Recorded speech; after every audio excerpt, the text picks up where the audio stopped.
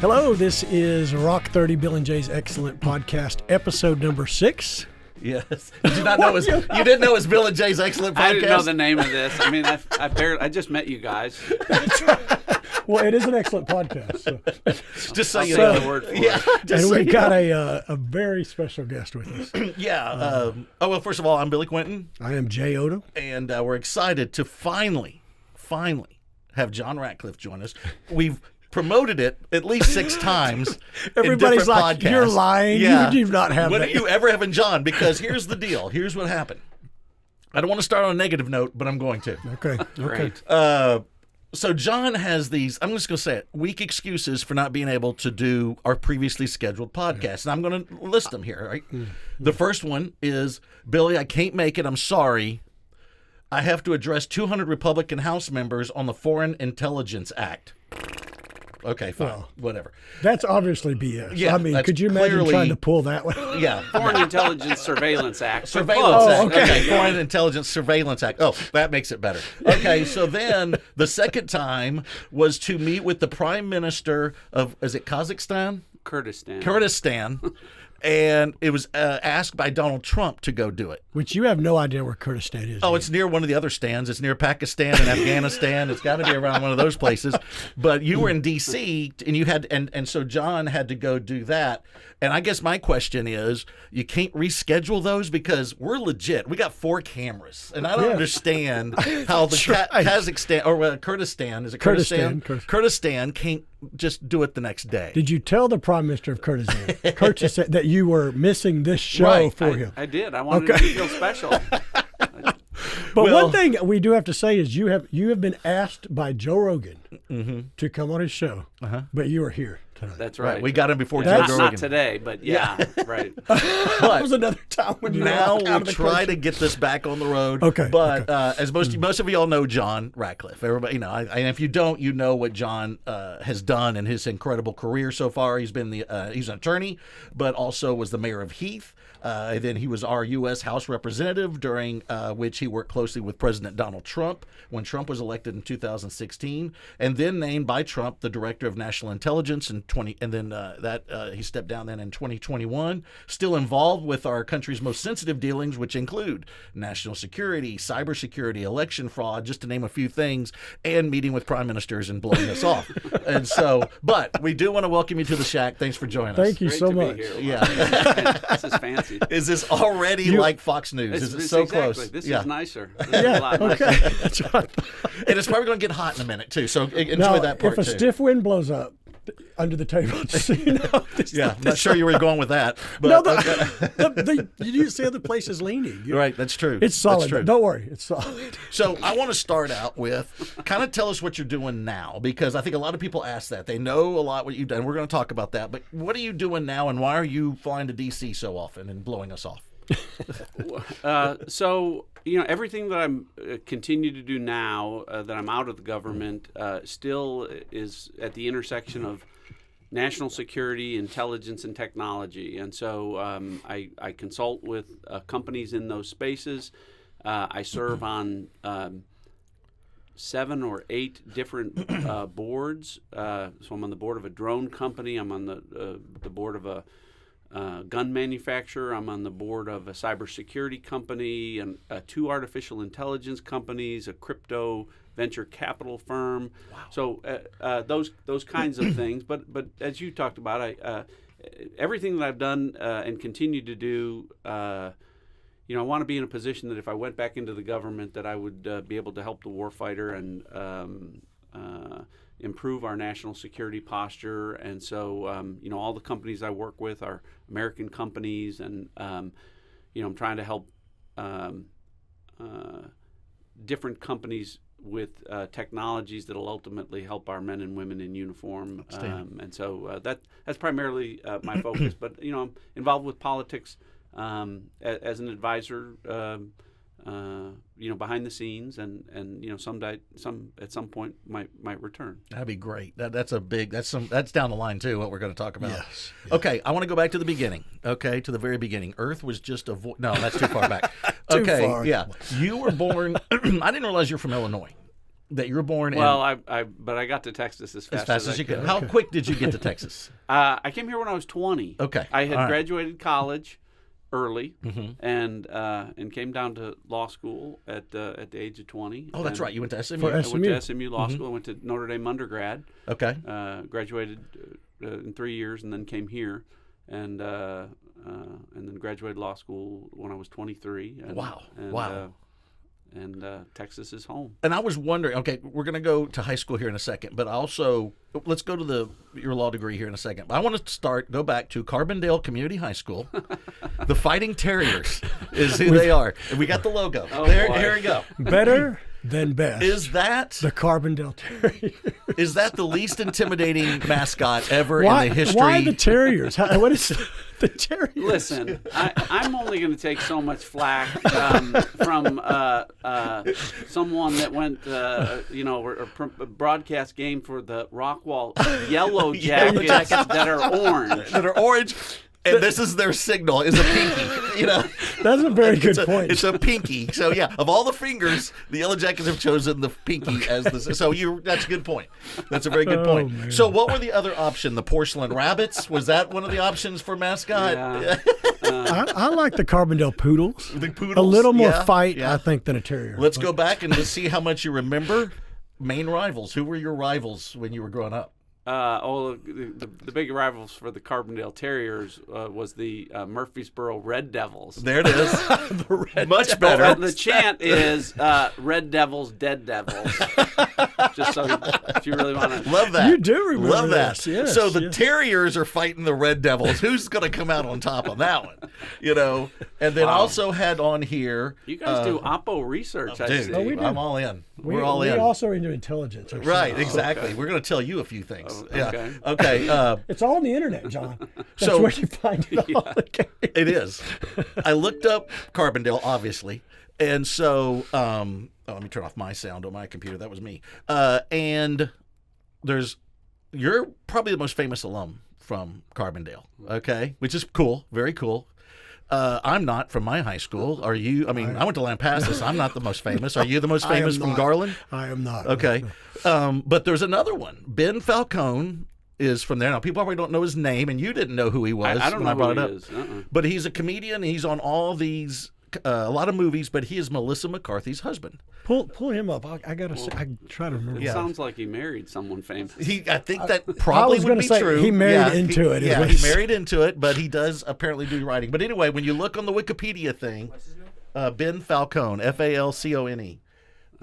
And I think you may recognize him. He's always like a bit part in all these movies, mostly comedies. Oh yes. There he is. Yeah, that guy. He's been in a movie or two with her. Yes. Yeah, Yeah. okay. Bridesmaids. He's the one that's the air marshal in Bridesmaids, and she yes. keeps On the getting all plane. in. Yeah. Okay. So anyway, there we go. There. So now I do you want to know move. this guy? Yeah. Do y'all hang out? Do you still hang out? I apparently don't watch enough Melissa McCarthy movies. I've never seen that guy before in my life. Already not close to a normal Fox interview that he's No. used to. They're already off the rails. Yeah. So okay, now Notre Dame. You go to Notre Dame, which is very impressive. I'm assuming you didn't know Rudy at all at I've Notre met Dame. Rudy. Have you really? Really? Yeah, he's much older than I am, but Right. I have met Rudy. Okay. I've been fortunate. I've met a lot of famous people. So, That was where I was going. uh, You've met a lot of people. Okay. Do you still get starstruck by anybody that you've met? Do you just sit there and go, oh my gosh, like you kind of get all, of course. Okay, so who's some people that you've met that you're like, man, I can't believe I'm sitting here talking to this person? Oh wow. Other than us. Yeah, don't include us. Pick a category. Okay, entertainment, music. Music. Hootie and the Blowfish. All right. Let me think. Who else in the music category? Like Springsteen, you ever met Springsteen I haven't met or Springsteen. Madonna? Billy Joel. Oh, that's wow. great. Yeah, I met Billy Joel. All right. Um, Like, did you sit and have a conversation with them, or just a, hey, how you doing? Good to meet you? So a lot of folks come up to when I was in Congress, come up to Capitol Hill, and they have advocate for different things in the music industry. Mm-hmm. So I've met a lot of movie stars, whatever. But you talk about being starstruck and people that you never thought you'd meet. Probably, I've met the Pope. Oh, wow. Pope Francis. Wow. And you're but Catholic, I'm right? Catholic, and so that's a but, huge deal. Yeah. He's one step down. You know Billy what? Joel is But big. you know who's bigger than that in my mind? The Dalai Lama. Wow. What? Oh Really? yeah, the Dalai Lama. Wow. What was that like? That's great. You hear about this guy in the movie Caddyshack, Right. and you think, am I ever gonna? He helped and Bill then Murray. you literally. He's a real guy right there. Yeah, I mean, I'm literally trying not to do Bill Murray impersonation with the actual Dalai Lama, but. So you got that going for you. I got that. But, Yeah. Presidents, prime ministers. That is so cool, all of that, but lots of actors, lots of sports personalities. Yeah. Okay. So like Michael Jordan. Have never met Michael Jordan. Peyton Manning. Very cool. Um, Now, when you meet them, do you ever get? Do you I do usually the? say I don't sign autographs. Okay, That's good. usually That's what I was going to tell them. ask because they're going to ask. That's a good icebreaker. But they're going to be like, I know you from No, Fox News you all the try time. You try not to be a fanboy, Right, right? Yeah, I mean, exactly. that's- But in your mind, you're kind of like, I wish I could get a photo with you. Do Yeah. you ever? But most of the time when you're doing this, there's people taking Sure there pictures, are, right? yeah. And so you can Yeah. go to them Yeah. at some point and say, You wanna see And then- pictures? yeah, at some point, you know. And now, obviously, very powerful people you've sat across the table from. Oh, and with. absolutely. Right, Now, what right. is that? I guess everyone's different, but it is when you sit down across to someone who rules the nation. What is that? How would you describe that? And you It speaking. depends on which nation. Which one it is?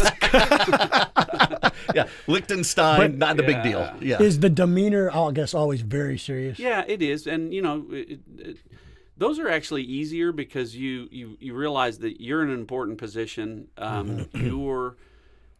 You're in that position to either advance or protect America's interests with whoever you're engaging with. If you're talking about a foreign nation, and sometimes it's an ally and sometimes it's an adversary, but it's equally important. And so you just sort of it's game face, and so there isn't. Yeah. For me, it's easy to focus in those circumstances. It's a little bit different when you're just again running into someone that's a movie star or a like a singer or anything like yeah, that. all Yeah. So that. in all those kinds of cases, you things. are at work. You're were at there to work. do And do Right. you ever? How many times do you go in? I mean, I'm sure this is a lot. You go into a meeting with somebody that is an adversary or somebody you do not agree with. How often do you kind of come out of it going, man, he ain't that bad a guy, or she ain't that bad a person? I kind of, do you come out of that, or do you come out more? You come out was more worse like, than they man, we said." need to get rid of that dude as quick as possible. Is it more that? Does it kind of emphasize what you already thought? You know so much about the it really reinforces typically what you already know. I mean, as you can appreciate, if we're talking about adversaries in terms of other nation states, I know pretty much everything about them, and they know pretty much everything about And this is even before about you me. talk with them. You've got all the info. Absolutely. Okay, so there's not going to be a surprise or anything Yeah. like that. Not usually. Yeah, like all of a sudden, that Putin says, "Well, I can juggle." I mean, I would think that would be kind of cool. Nothing like that ever seems to have no karaoke. I like or- watching the Golden Girls, says Putin, and stuff like that. Okay, so now let's. I'm going to go to what'd your parents do for a living? I know this, but I've done my research. Yeah. But yeah, Teachers. yeah, that's great. Both Yeah, of them. Both of them. High school. My dad was actually a college educator and college administrator. Was actually the vice president of a university and a dean at a university. My mom was a elementary school teacher, no, it's very very fortunate. They were made education a priority, and I have benefited from that. That's so cool. My mom correcting my grammar at the breakfast That would table. be a beating. Yeah, that would be a beating. We didn't get that. No, I didn't get that. My dad was a military guy. I was just more like at ease, and he kind of could, calm down a little bit. Okay, brothers and sisters. How many brothers and sisters? I'm one of 6, so Wow. 3 boys, Whoa. 3 girls. Yeah. Mm-hmm. Where are you in it? I'm the youngest. Really? You're the Yeah. baby? Not the baby. baby. I'm the youngest. What's the age gap there? 7 years and 9 months. My oldest sister is 7 years and 9 Whoa, months that was older. fast. Yeah. Boom, boom, boom. Yeah, no kidding. How Well, did we're Catholic. You missed that. Oh, That's a good that's point. That's a good point. Yeah. So at that point, when you have 6 kids, mom is probably like, all right, y'all go to recess. I got to go. have a kid and I'll be back by 6th period, whatever. Then let's, do any of your brothers and sisters, have they gotten into politics like you? No. Or are they more educated? They do Well, education? they follow politics. Sure. Sure. But But no not for a one's- living. No one's. Do they ever call and critique maybe something you've said or done? All the time. It's never good enough. It's yeah, never. you should have never said. Good enough. That's probably. I could hear that my brother is saying that. And as You know we- what you should have said? sure That to would be tell my them brother. that. Yeah. Yeah. Okay, let's go back. You're at Notre Dame. You have 2 roommates. Tell everybody who your roommates are. Well, Dan Sorensen was a punter at Notre Dame. No one would know Dan. He's one of my closest, friends. Actually, he's the godfather to one of my daughters. Wow. But also John Carney, who more people might know because he was a very famous NFL place kicker.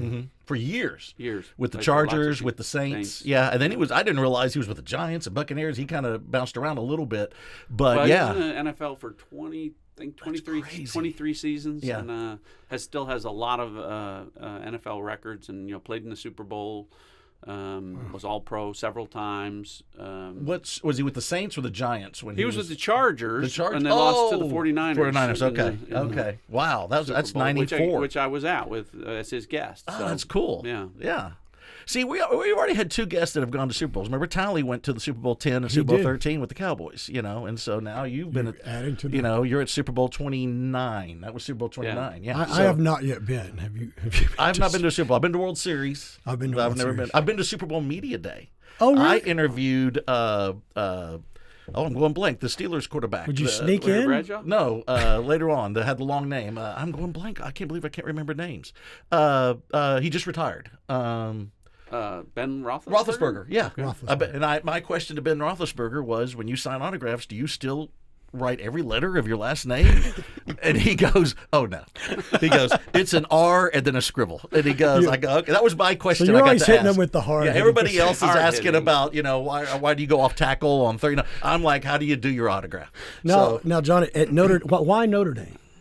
I grew up in I grew up in Illinois in the Chicago area, and I was Catholic, and this was dating myself, but this was back in the time when there was no ESPN, and you that's all you saw. You grew up, Lindsey Nelson with highlights of the Notre Dame game, and you just thought, and I knew it was a great school, and I just, had legendary players, and I just sort of in my mind thought I would love to go there someday, and then I was, was fortunate, to be able to.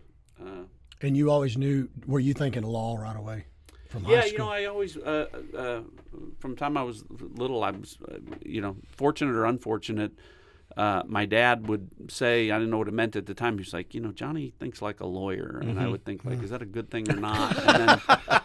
And then, I'm still not sure. Yeah, And, depends, I guess. But it was funny. I just sort of had that in my mind. There were periods where you think, oh, I'm going to be a professional athlete. Sure, I'm gonna we be all this, had and that, I'm gonna except be Jay. Whatever, Yeah, yeah. or I'm going to be whatever. Well, But first grade was about when I was. when it left you, My okay. dreams were But crushed. yeah, no, I did, and I just sort of focused on that, and always thought, I'd go to college and then go to law school, and That's cool. kind of the way it worked out. And real quick, to give John some more pub, I mean, we didn't mention that you were on the Notre Dame golf team. You golfed at I Notre did, Dame. yeah. So that's cool. Yeah. That's super cool. What age did you start golfing? In high school, you come to the realization that at 135 pounds you're not going to be an NFL wide receiver, and It's either golf or bowling. And so the golf and tennis were the options, and right. I went with golf, and Right. so. And you get to see, when I played football, I'm at Lampasas, 3A, but I'm feeling like I'm all right. Pretty good. I would do NFL. I remember my dad saying, well, you are a double threat. You're slow and white. So, and I remember thinking, yeah, maybe not think of NFL, maybe not even college or anything. But So your anyway, own father killed your dreams. oh, yeah. Dad was honest. Like I said, military guy. He's Military not guy. going to cut through. He's going to cut right through it. There's no fat around Yeah, it. yeah. Okay, so then I want to get into, you meet your lovely wife, Michelle. Where do you meet her? In law school. In at SMU. Yeah. Okay. Is she a Dallas girl? No, she's actually from Michigan. Oh, wow. Yeah, she went to a little school up there called Hillsdale College. Okay. The Hillsdale Chargers. See, better than Terriers. That's right.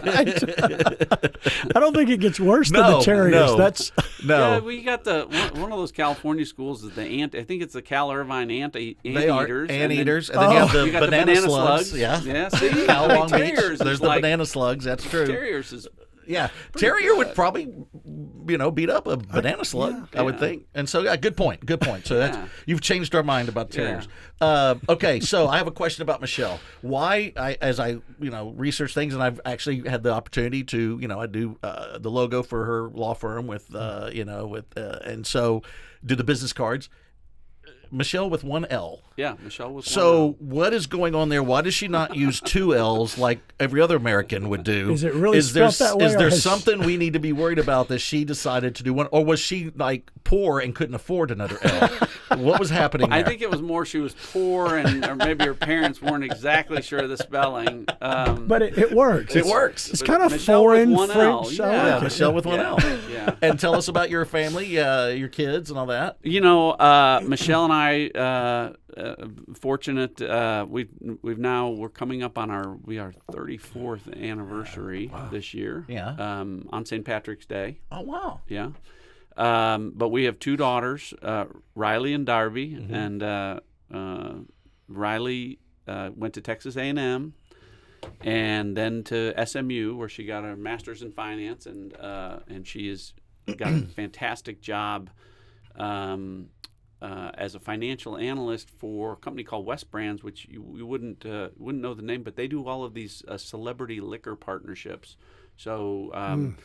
Are you familiar with Mark Wahlberg and Flecha Azul Tequila? Yeah, That's and like one of their Clooney companies. has something. So they're all coming out with it. Yeah, so they've got a wow, bunch that's of those. cool. Yeah, so she really enjoyed that. And then our youngest, Darby, in 3 months will graduate from the United States Naval Academy. Wow. Yeah, that is really cool. Mm-hmm. And she'll be commissioned as an officer in naval intelligence. Holy cow! Yeah, and I compared to my son Cash got his head stuck in a locker the other day, and I don't know what. I'm kidding. There's still hope. Actually, it's turned around. Cash has gone to DePaul and working on his master's. Well, Blue Demons. Yeah, the Blue Demons again. That's cool. But anyway, so he's gone up to Chicago, but you're in the Illinois area, and you kind of come away from Chicago. But you do like Chicago, though, right? I mean, were you around it a lot? Did you go there a lot? No, not really. Really? I mean, I grew up, because that town was not too far from Chicago, right? Carbondale, or was it Carbondale that you were at? Carbondale's in southern Illinois. It's about 6 hours south of Chicago. Oh, okay. But I grew up. I was born in a suburb of Chicago. Okay. So That's right. what I saw. And, Okay. The snow is fun when you're a little kid, but those things lose their appeal. And when I started looking at law schools, it was like we're heading south. We're going south. Yeah. How did you end up in Heath? So from SMU. Heath is a funny story. Michelle and I lived in Dallas, both young lawyers, and this is a funny story and true story. But I came out here. I like to play golf, and it was a day I came out here. I drove There's a out question coming up about that later. So because hang on Buffalo Creek was in the early '90s, mid '90s, and I came out to play Buffalo Creek. And Michelle and I had been out here, and liked the area. But I came out to play golf, and as I was, the golf course was closed that day. I came all the way out, and for some reason it was closed. So I turned around, and as I turned around, there was a guy putting a for sale by owner sign in the yard. And come to find out, that guy's name was Rob Whittle. Oh, Rob, yeah. And, but I was thinking, he had... He had red hair then, right? Yeah. Okay. But he had it no longer has red hair. Underpriced...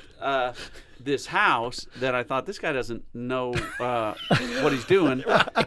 And so I literally wrote a contract out and gave him a $500 earnest money check, and then went home and told Michelle. She said, "How was golf?" I said, "Well, I didn't play golf, but the good news is we bought a house." Oh, Whittle can sell, man. Dude. Yeah. That is a true story. That is amazing. Great. Yeah. That you ended up in that spot. Mm-hmm. You didn't call the timing. They were closed. Like if you were there 30 minutes earlier, 30 minutes later, whatever. Yeah. That's so funny. Which leads into how do you become mayor of Heath? Right. Well, let's go ahead and show. I'll tell you how I became mayor. Yeah. Look Oh, at that. with Holy the help cow. of with Billy. Who did that logo? I know. Look at that logo. Would you say Billy has helped your career all the way to the It's top? why I took off. I mean, you know, I was going to go there. None of this happens without that logo. Wait, zoom into that top picture. Right. Look at that. look at Okay, that. that is 2000 personified right there. That Right. is the Isn't it 2000. really? That was one of the first times I remember, I did a lot of these, and John says, well, I got a picture of my family out front of our yard. We're getting ready to go to the July 4th parade, if I'm right. Right. And I remember thinking, what? We can't use that? And he sent it, and I'm like, we've got to use that. That's a great too photo. good. Yeah. I love the flowers. Yeah. And so we do that. Now let's scroll down to the others there. Let's look at John's Oh, my. haircut. Let's go with the haircut here real You quick. had the bangs. You have a zoom. Yeah, there we Wow, go. look at So when that. you went to the barber, did you say I want the Eddie Munster or do I want the Lloyd Christmas? Because we can do and we can show both of those haircuts. There's the Lloyd That's it Christmas right there. haircut. Oh, that's kind And of. then the Eddie Munster. Well, I don't really have the widow's peak. no, pink. not as much. Right? Not as much. Not So I as would go much. more Lloyd. Yeah. But anyway, I'm sorry, I was mesmerized by the graphics there for a little bit, so I have to refocus. Good work. But anyway, so what made you want to decide? Okay, I'd like to run for mayor. I mean, I just bought a house, and I wasn't even planning on moving here. Now I need to be mayor. And now, well, yeah, how does it go from? Yeah. You know, I wanted to get involved in the community, and I had been serving. They asked me to serve on a board. I think it was on the Board of Adjustments initially, and then the Planning and Zoning Commission, and then the opportunity came up. As you know, at the time, a guy named Chris Cooney was the mayor Yes, and said yes. he was not going to run, and so Right. there was an open seat, and I thought, I can do this. That's And great. so, And then you won. Now, do you remember? I don't even remember the opponent. Who was the opponent? there was a city councilman named James Tunnel, and Okay. nice fella, but I was fortunate and won. And Chris went on to be on the school board. Yes. For a number of years. Right. Yeah, and did great stuff there. Yeah. Okay, so I want to go back to Michelle with an L, one L. Because I want to talk about Michelle is also impressive with what she's done. Michelle, also an attorney, appointed as Project Safe Childhood Director for the district, and that was the Eastern District of Texas. Eastern District, and which you were also. I was the U.S. attorney for that district. Yeah, Now, so both y'all doing that East Texas deal. Mm-hmm. And then the thing that's impressive, though, she was an assistant United States attorney, prosecuted various cybercrimes for the FBI, Secret Service, the DEA, the ATF, and the Department of Homeland Security. So what I want to go to is this. Me and you laughed about this earlier today. When me and Autumn have pillow talk when we go to bed, we're talking, we can't be more excited that we got a 2-for-1 from Bluebell That is the topic of at Kroger. What is y'all's pillow talk when you and Michelle go to bed? They're talking How about many prime terrorists ministers of- How many terrorists did you put in jail? Because here's what I did today. What is Or that do like? you try to just avoid all that? you know what, we just we it's not that it's off limits, but Yeah. frankly, we have never really talked much about legal work. I You mean, need your downtime. you do, Yeah. and so we were always happy to talk about other things that Bluebell 2-for-1. Bluebell, Yeah, and yeah. deals, and Yeah. So, So, and all also, is that. there other things you probably couldn't talk about too, right? Are there moments there, or is it? Oh yeah, absolutely. Right. I mean, she's still angry about the fact that I don't share, in certain intelligence with her that See, people that- want to know the answers. that's You're why- going to be mad too, but Right, that's just because the we way have. it is. All right, we may have to end the That would podcast not- now because if we ain't getting the answers we want, Yeah. That would never work with my wife. No. There's not one secret I could keep. No. That's why I couldn't. No. No way. Especially now when you have phones when, you say, oh, yeah, I just came straight home. Well, no, it shows that you went to Brahms. But did you ever, And do like, you ever pull the, well, okay, today we had a call with Putin, but I can't tell you what we said. Oh, all the time. So do you just kind of tease her with of that? course. Right. And so, okay. Absolutely. All right, now I want to get into now, you're the mayor of Heath. And what are some of the things you're proud of that you accomplished because you're mayor for a while? What, I 4 was. to 12? What, 2004 to 2012? Yeah, Right. That was a long run. Yeah, so we were the only city in Rockwall County that didn't raise taxes over Mm-hmm. that 8-year period of time. We never raised the tax rate, and you look at a lot of the things the way we handled zoning there. Heath is a really nice community. Yes. I mean, I still live there today. it's home base for me. Same house that you bought from Rob No, Whittle. You probably moved. We built another one, but we've been in this house for 23 years. Okay. We built it 23 years ago. Whittle build it for you? No, but you know, I still see Rob when I'm in town here. I love Rob. He's still, Rob's great. I remember one time he talked about he did a prayer. He was a leader of a prayer service or whatever at Lake Point. I'm like, oh, Rob, do y'all do it in the parking lot because lightning's got to strike at some point hear there. that prayer. Yeah, exactly. It was him and Randall Noah. I'm like, holy cow! How did God even allow that? You know. But we're in that same, Buffalo Creek, development that we've been in since we moved to Heath in '97. So that's so cool. Yeah, we love it. It's hard to imagine. When I got out of the government, and I'm on all these different boards. Many of them are in California, and many of them are on the East Coast. And I travel a lot. I'm here probably less than half the time. But we just decided this is home base and is going to be and always will be. So, that's so cool. That's great that you've been able to maintain that through your career and all that you've done to still have that. Well, we have friends, not people like Billy, but like friends that we like. You don't include him in the Billy. We've known. I mean, I've known Billy that long, but like you wouldn't call him a friend. Yeah. No, it would be like if you want to impress people, do not ask me to come around. But we have friends that. Funny, I get that from all the politicians. All of a sudden, when they need to have an election party, Billy, we're kind of full. But I need that graphic. But I need Tuesday. the graphic, though. I need the mailing. But okay, so you talked about. I kind of want to keep going if you don't mind. Yeah, we need to move on because we got a long way to go. Let's move on. You run against Ralph Hall. I want to talk about that real quick because Ralph is. There's nobody that was more beloved. Well, that's taking on a legend right there. That had to take some thinking. Do I really want to do this? But to be fair, at that time, I think Ralph was. How old was Ralph when you ran against him? He was like 91 or 90. something. Yeah, he was not going to quit unless he lost. No, and he didn't need so he to. probably was like, please win so I can stop. But I'm not going to quit. So you right.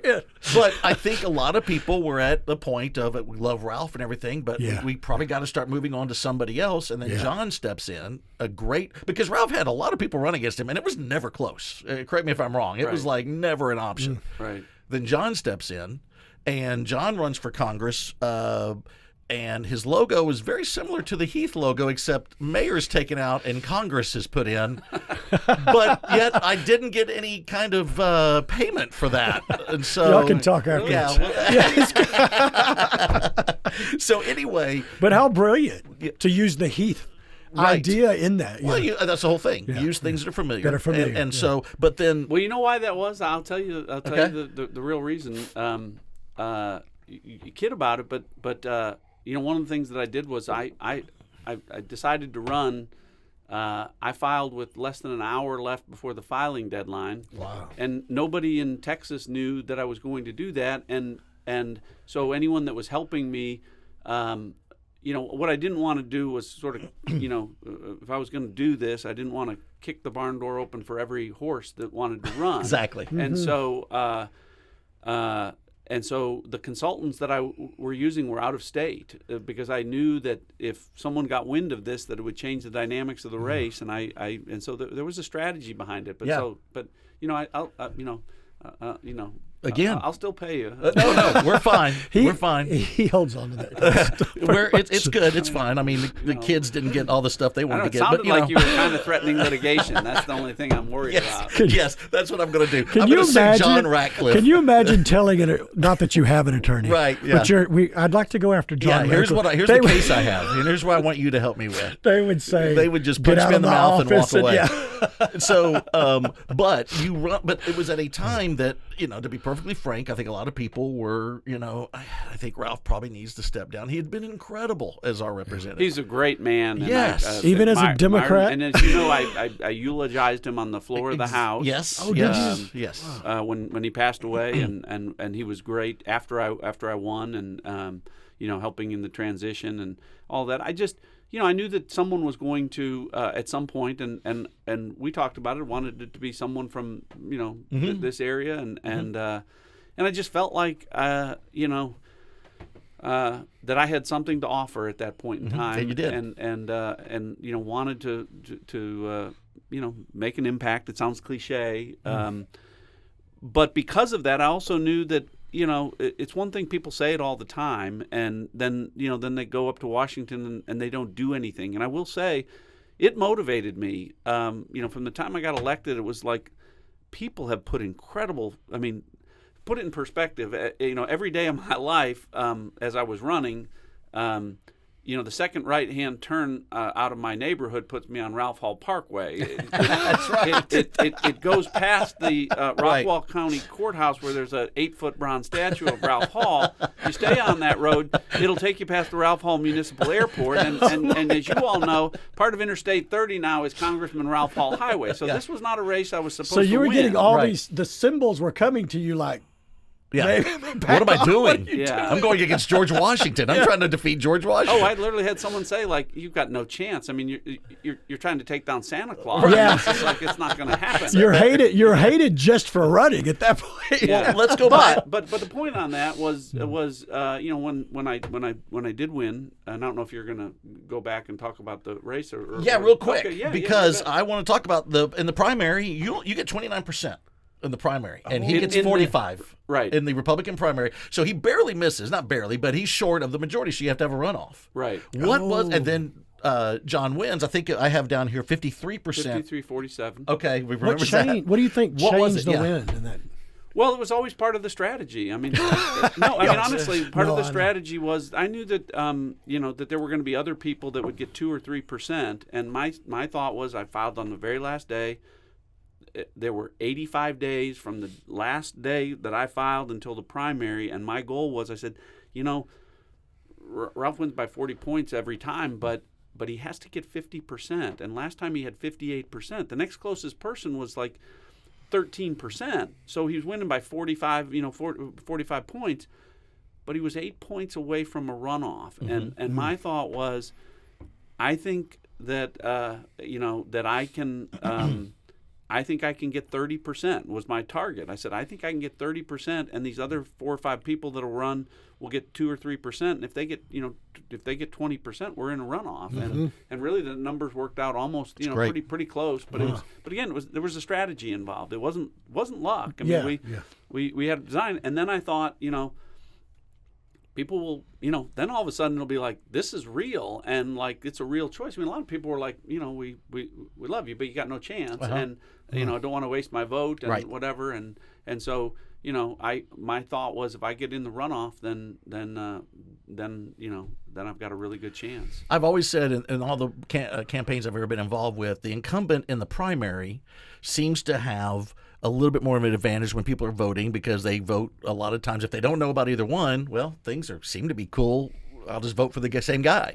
But then when the runoff comes, I feel like it goes opposite. I feel like then the incumbent votes, people a lot of times are a little bit more laxed for the incumbent, but for the challenger, you're jazzed. You're ready to go, and you got your followers or the people from the other campaigns, that want to come on board. And so it seems like that was a perfect strategy, to do this. It worked out, it worked out well, and I think, and like I said, to Ralph's credit, when I won, could not have been more gracious. I can't imagine. And I think that hopefully people, the district think they were well served.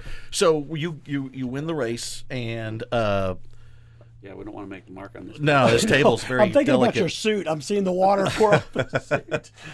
I've got It's a some. very nice table. It's just worn. No, it's the nicest thing in this room. Probably so. Well, you have the miniature guitar. David Sweet, that would be too big for David Sweet, but anybody else, that's a small guitar. But so from the Dallas Morning News, an article in 2016, but it says Ratcliffe's first term in Washington proves that freshman lawmakers can be players of consequence in Congress. That's very cool. So what was it that, I know that you jumped right in with both feet when you got there. I did. Yeah. Part of it was, this was the point I was starting to get to, is, you literally have a legendary, legendary congressman. I mean, not just here, but in Washington, everyone knew Ralph Hall. It was, and even the people that supported me supported Ralph. I mean, everyone loved Ralph, and so, my winning was, frankly, such an expression of faith and trust in me and my abilities part of what's motivated my whole life. I mean, it's is a fear of failure. It's a fear that I have, and by that I mean like not wanting to let people down. That and so. I was convinced I was going to be the hardest worker, the hardest working congressman, and I did. I mean, I worked incredibly hard, and that's I had laws passed. I mean, some folks don't get laws passed, over a career, and I became the chairman of the cybersecurity, committee as a freshman. Got laws signed by at the time President Obama and then later President Trump. That's just by working hard, being super trying to be super effective, and but really what it was I didn't want the folks back home to be disappointed. I never many of the things that I've done and I've been able to do have been motivated by that, knowing that people are like, okay, we gave you the chance, and this is a hell of a chance, so you better do a damn good job. And so that can be great motivator, right? And does that still drive you to absolutely. this day? Even now, after all you've done. We talked about the deal yesterday. I mean, I was up with the prime minister, but and there's so meeting with the Prime Minister of Kurdistan and having meetings with former colleagues up on Capitol. I met with Speaker Johnson yesterday, with the chairman of a bunch of different committees, but even in that you have to be prepared, and I don't want anyone to walk out of a meeting after a meeting with me and say, well, that was disappointing, or he sure didn't seem like he knew what. So the level of preparation. I mean, I've been accused of killing a fly with a sledgehammer every time I do something, but I'd rather have that than to have people be disappointed and say, oh man, I heard such good things about the guy, and then he was he kind of mailed it in. And so it can be exhausting, but it's also rewarding, because you want to have people, proud of what you do. Yeah, exactly, and you just, and so it's at times a curse because you're up at 2 a.m. thinking, why am I putting so much time into this? But at the end of the day, you feel good about it, and it's kind of it's what's driven everything I've been able to do, and everything that if I do things in the future, it'll be because of that. And I don't know why, but that's just kind of the way I'm built. And I think it's I go back to, it's two different worlds, but it's the same philosophy. When I do a broadcast for a football game, I got what we call a spot sheet, and you put all the information you can on this spot sheet for every player, all that stuff. And I know, okay, I'm not going to mention 80% of this, but I don't want to go in, not if that pops up or something happens, I need to be ready, And that's my drive sometimes, and I'm assuming that's a part of yours too, is I got to be ready for anything just too. I got to be ready. Absolutely, and so part of it is, part of what, but I will say that I also enjoy that. I mean, I enjoy the pressure. I've always seemed to, the thing I miss most about Congress, and it's the thing that really propelled me into many of the opportunities I had. I mean, it's one of the reasons I didn't know President Trump, but he would see me on TV questioning witnesses, and so in hearings like Bob Mueller or Jim Comey or where these are televised, or through the impeachment hearing, all those kinds of things where, there's a witness, and you realize that you're on national TV. The witness isn't going to want to say what you want them to say. You've got 5 minutes to try and persuade them. Lights, camera, action. You're on a high wire in front of millions and millions of people, and you're either going to succeed or you're going to fail. Yes. And so, but I enjoyed that. I know it's kind of weird, but I thrived on those things because it was a challenge to do it. But part of that, to be successful, was to be so prepared. Yeah. So literally, I would diagram like, okay, this witness is going to try and go here, here, and here. I'm going to anticipate if he says yes, I'm going to go here. If he says no, I'm going to go here. If he says maybe, I'm going to, and then but I'm going to ultimately box him or her into where I want them to go, and frankly, those kinds of things are why I was popular as a congressman. Yeah. People did that, and then ultimately.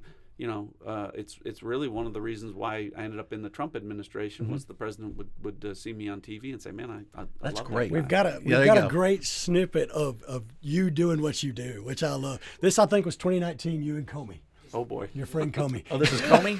Okay. Is it this one or is it the next one? I believe this is it.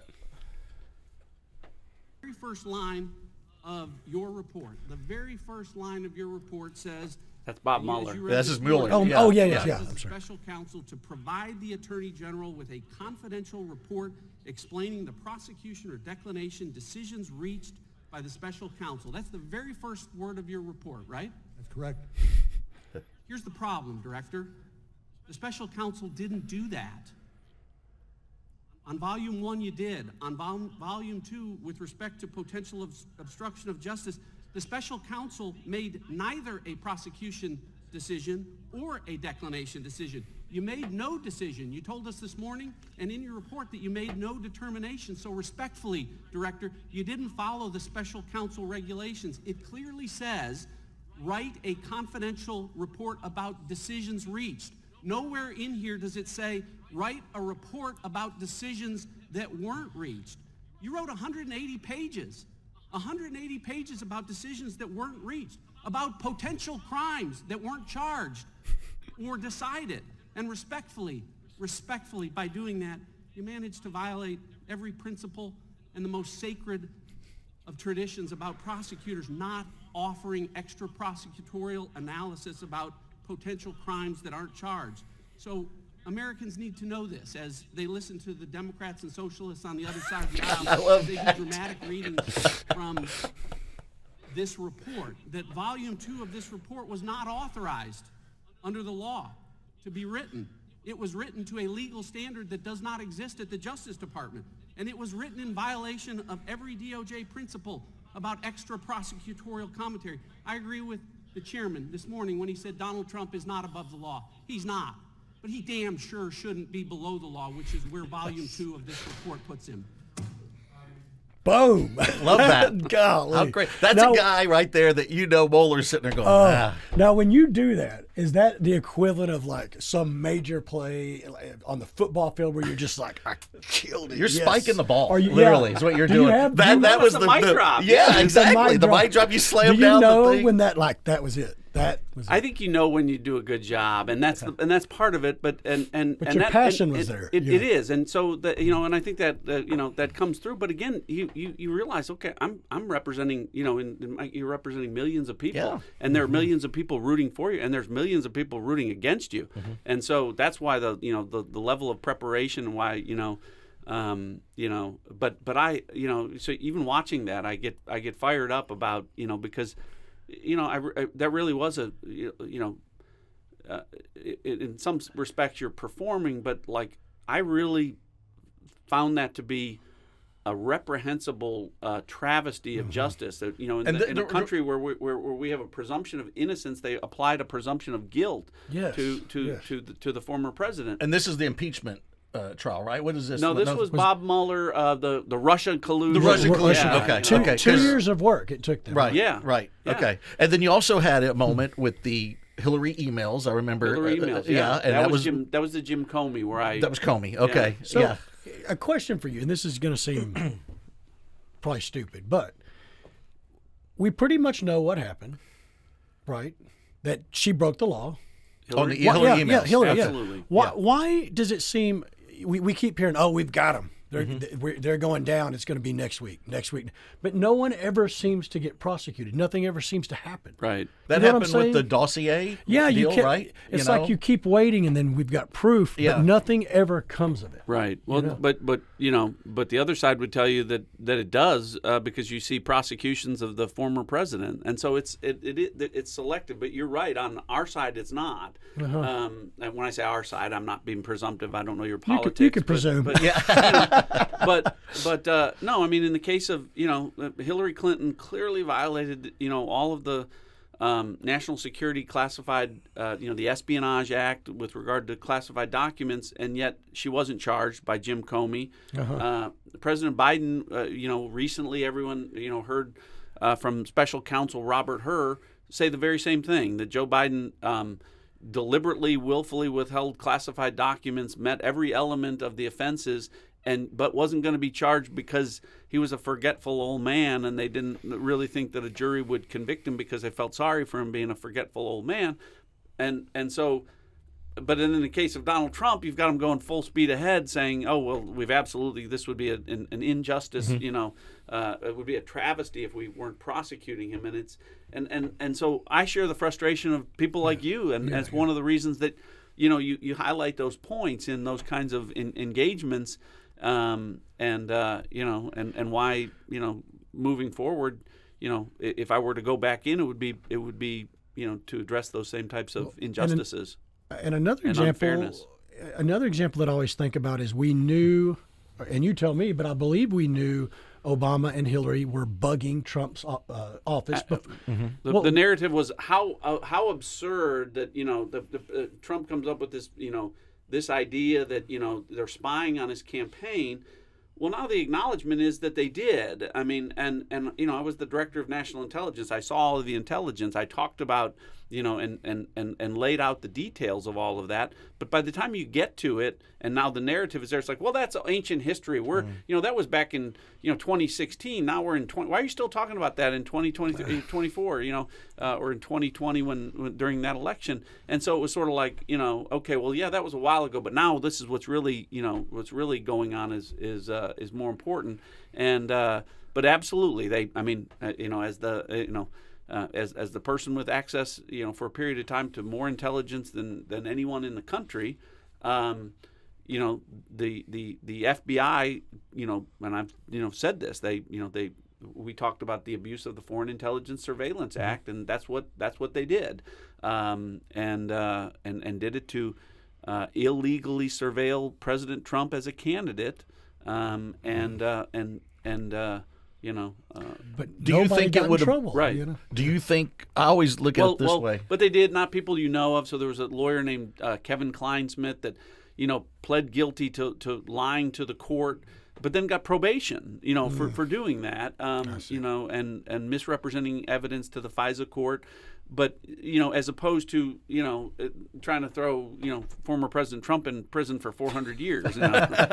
Do you think? I always look at it this way too. If it was reversed, if it was Trump that they found evidence of him spying on Hillary's campaign, it would have not gone this way. Oh no, we'd be. Should we apply the death penalty to former presidents? Right, and that's the frustrating part for me is that because you have the Democrats, or as you put it, the socialists, which is great. I just pictured a bunch of people in the green hats and the red star on their hat, just sitting there going, "Man, I can't believe he said that." But anyway, but you have so many. Don't you think the big battle for conservatives is you have as much corruption on the Democrat side? I think both sides have corruption. They clearly. absolutely do. Yeah, there's absolutely. But it seems like that the conservative corruption is always brought to light, but the liberal is not, because you have the media on your side. Right. You have even to the things that seem benign, but you watch any kind of talk show on TV. There's never a conservative politician on there. It's always the liberal politician, and they're all buddies, and you're great, and we worship you. Don't you think that's another team you have to defeat? And well, it's part of the Democratic Party. It's part of the liberal, Yes. liberal progressive movement, and so they literally print stories that are just they're not journalists anymore. They're partisan advocates, and it is, and that's what's unfair about it. I mean, it's it's something like 92% of all self-declared media now is progressive liberal. And I had that frustration even when I would come out in my official capacity, as the director of national intelligence, and say things that were based on our intelligence that we knew to be true. The media wouldn't print it, right? Or they That's would what I was challenge getting to. it and say, "Well, we have our own sources," and it was like, "Excuse me." Right. And I am the source. But no, we have highly placed sources that say that that's not the case, and it's like that's got to be frustrating. Oh, it is, but I think that and people are frustrated, but I do think that the hope is that if there were, I don't want to get into what might happen in the future, but I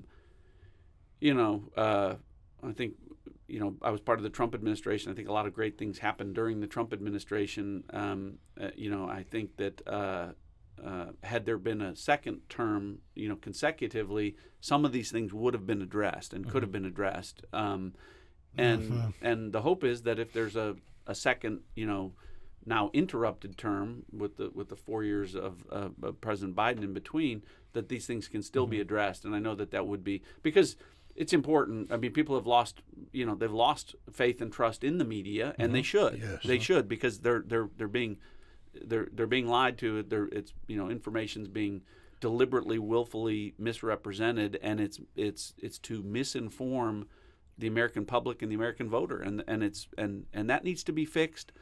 Not to go back to not so that we're able to do that as conservatives and misinform people with a conservative bent, but to get to the middle, so that people can make up their own mind fairly with good information. And that's really what I hope we get an opportunity to do. When they had the hearing on Trump not being on the Colorado ballot, they had that with. And my son got me doing this. Cash loves politics, and so he got me doing this. He said, "Watch when they go to a break, and you go to the whatever you're watching. Go to the opposite. If you're watching Fox News, see what they say. Then go over to MSNBC and see what they say. And it floors me that it's pretty clear that the Supreme Court was like, listen, you can't take them off the ballot for this. If a state just decides you can't, that's going to lead to everybody just deciding who's on the ballot. And you could clearly tell where the Supreme Court was going to go with that. Which Americans should feel good about. Yes. I think I hope it's a unanimous 9-0. But even if it's 8-1, or even 7-2, but I think you're right. I think you read it. Well, even the liberal, quote unquote, liberal judges were like, "Come on, this is so out of bounds." Yes, this is out of bounds, it's preposterous. I mean, but I think that hopefully, if the Supreme Court does decide it that way, people will be like, "Thank God, we've got some sanity here." But when you watched it, a sense of fairness. But when you watched it. Obviously, Fox was like, okay, this looks fine. This looks good. But you go to MSNBC, I'm not kidding. They're sitting there going, well, I think that was a great, job because they would bring on the, what is it, the Colorado Secretary of State or whatever. And she's on, I think she did a great job. She really showed what, I'm like, no. Yeah. But it was just it's the same thing that we all watched, and it's two clearly polar opposite opinions from the media. Yeah. When it used to be, here's what happened. Right. You decide. That's gone. And that is gone. It's gone. And I'm not going to say that Fox doesn't go far on one side, too. Absolutely fair. Yeah. Absolutely fair. Yeah. And that's what, So, okay, so let's get to on to Director of National Intelligence. Yeah. And then I remember there was the whole, Trump was considering you, then he wasn't, and then he was. Run us through that. What was going on? Yeah, that was crazy. Yeah, so it's one of those things where this sort of gets into this issue of the way that played out. So the President Trump initially was going to nominate me in early August of 2019, and within a week, I withdrew from consideration. And because in what was crazy about it was, what I found was within hours of being nominated, and I reached out to the Republican-controlled Senate, which is going to confirm me, ran into immediate hostility from some in my own party about this. Like friends, people you considered. No, not because I didn't know some of these folks in the Senate well, but it really didn't make sense. They were like, well, we're and don't talk to the media and whatever. And then within like 24 hours, they were talking to the media, and there were a whole bunch of stories out about things that were absolutely false. But I had no ability, to counter them to the media. They wouldn't. So like one of the things was, oh, well, he's unqualified because he has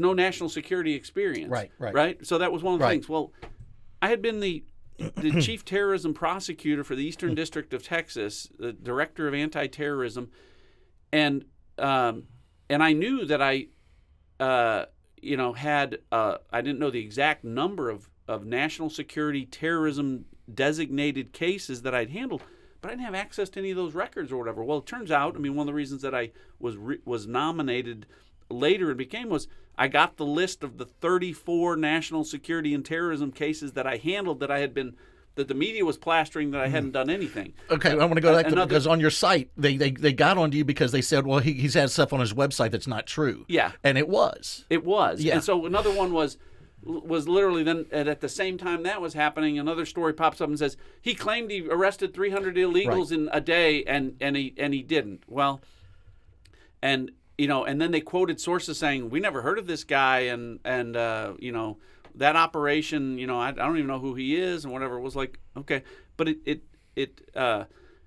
all of these things were happening, and what I knew was that I was going to need to have the support of the Senate to get through, and of course the Democrats weren't going to support me, but Republicans were undermining me. There was crazy, and it was, and so I literally said to President Trump, I was like, I can address all of this stuff, but it's my own guy. It's our own guys that are killing us on this, and so that's why.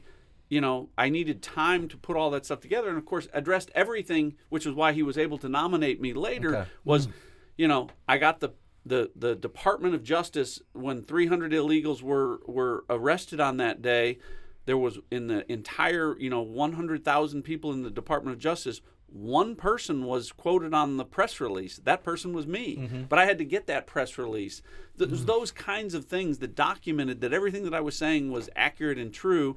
Which was why when I ultimately went through the confirmation as the DNI, I didn't get a single question about any of, no one questioned, my qualifications or background or credibility, nothing. I not actually one. watched in a 5-hour deal, not one question That's about that. nuts. Because I had documented everything 10 ways from Sunday. I remember had witness statements from people who were like, there was a press conference. I'm the only one. I was on, so all of that stuff. Yeah. So it was a crazy deal. It is. But what was weird about it was in the end, it was one of the best things that ever happened to me because in a lot of ways I'd had, things had kind of, I don't want to say had come easily because I worked very hard to have the kind of success, whatever.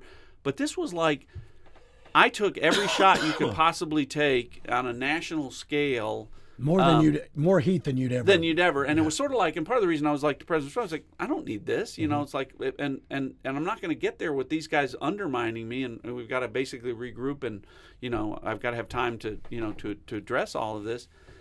But I did, and so the point is, it was one of the most difficult things. I mean, here you are getting your credibility, questioned. You're walking through airports, and it's like, Trump's, DNI, nominee pulled or, what does withdraws that feel or like? whatever. Oh, it's terrible. It's absolutely. Like keep you up at night, kind of. Well, yeah. I mean, And what about your family? That's got to be the worse thing. on them. Well, because that's the point. Is like, I've already, talked about what my psyche is. The thing is, I don't want to disappoint people, and but I wasn't really so worried about my family because they all knew the truth. It wasn't like, oh well, I mean, but the perception writ large and for the district that I represented and all of that, and it was like, but it was actually, like I said, it was the best thing because I was, the President Trump used to call me, there he is, the comeback kid, because he nominated me again. I went right back into the teeth of the thing, but I was armed and prepared, and it taught me a lesson about that, and it's one of the things,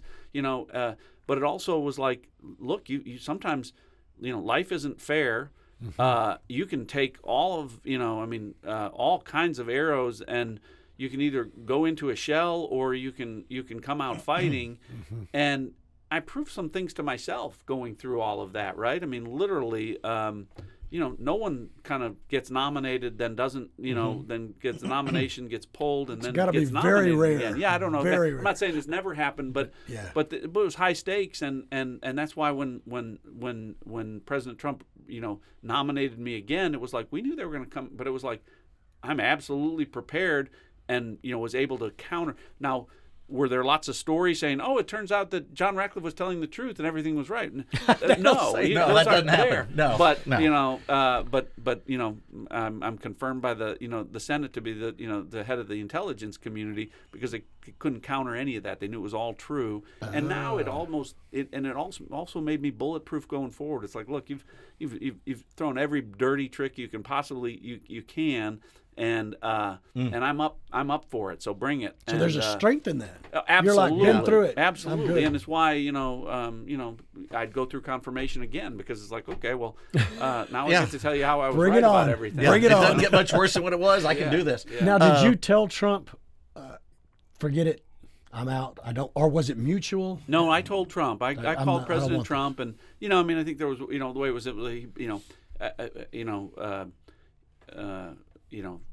I wanted to look like it was his decision, but I went to him and said,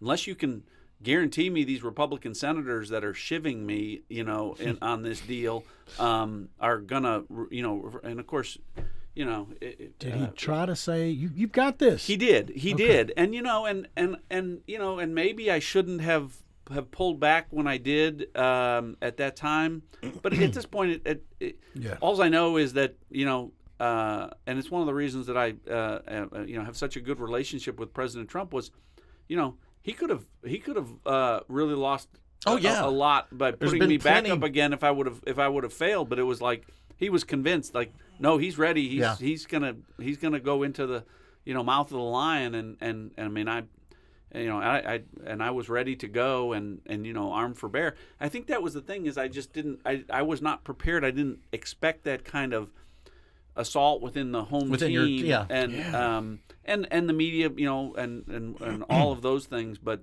again, I came out much better for it, and again, the people that know me, I mean, I learned some things, but it was a good lesson, and I'll always be proud of that, the way I was able to fight through it and prevail. And I've got that, and it's like they can never take it away, and that's empowering. I mean, it's just and all because it was right and true, and so you can feel good about that, and it. But it also motivates you to fight harder going forward, and it's a great story. Yeah, I love that. Now we're talking about Trump, so let's get more into that. I voted for Trump, both past elections. I really like what he does. I mean, I really do like his policies. I like that he does not mess around. But what do you tell us? But the problem with Trump is then he goes off the rails a little bit, and he starts That's doing. what I like him even more. Yeah, and a lot of people are. What do you? I mean, because I didn't go to all the time. And the Reagan Day dinner. People have told me I wasn't there, but at Reagan Day dinner, they said you gave a great speech about Trump and about how he is. This is the guy. I'm paraphrasing from what they told me, but I know that he goes nuts on. I mean, he used to go nuts on Twitter. Would I like to tell him to lay off the Twitter a little bit and all that stuff? But the core of it is what we need. And that's basically it, right? And what's your thoughts on Trump? We know you're a big fan, and you obviously love working for him. Yeah, I mean, a couple of things. I do have people all the time come up and say, I don't, this is good. All of that is fine, but I just can't get past the fact that, I don't like the name calling. I don't like the bullying, the mean tweets, all of that. And, it's funny because, what I say is, and you just demonstrated, I was like, well, some of Trump's supporters, they really like that. But I'm not one of them. I don't endorse those things either. But what I do endorse is a guy that didn't get us into any wars, a guy who brought peace to the Middle East, a guy who secured our border, a guy who brought us the best economy of our lifetime, the guy who brought us the lowest unemployment of our lifetime for doesn't matter what sex you were or what race you're from. It was great across the board. So those are the things that I do support and endorse, and to me, the if you want to call them, the call them personality flaw, or whatever, how you want to characterize it.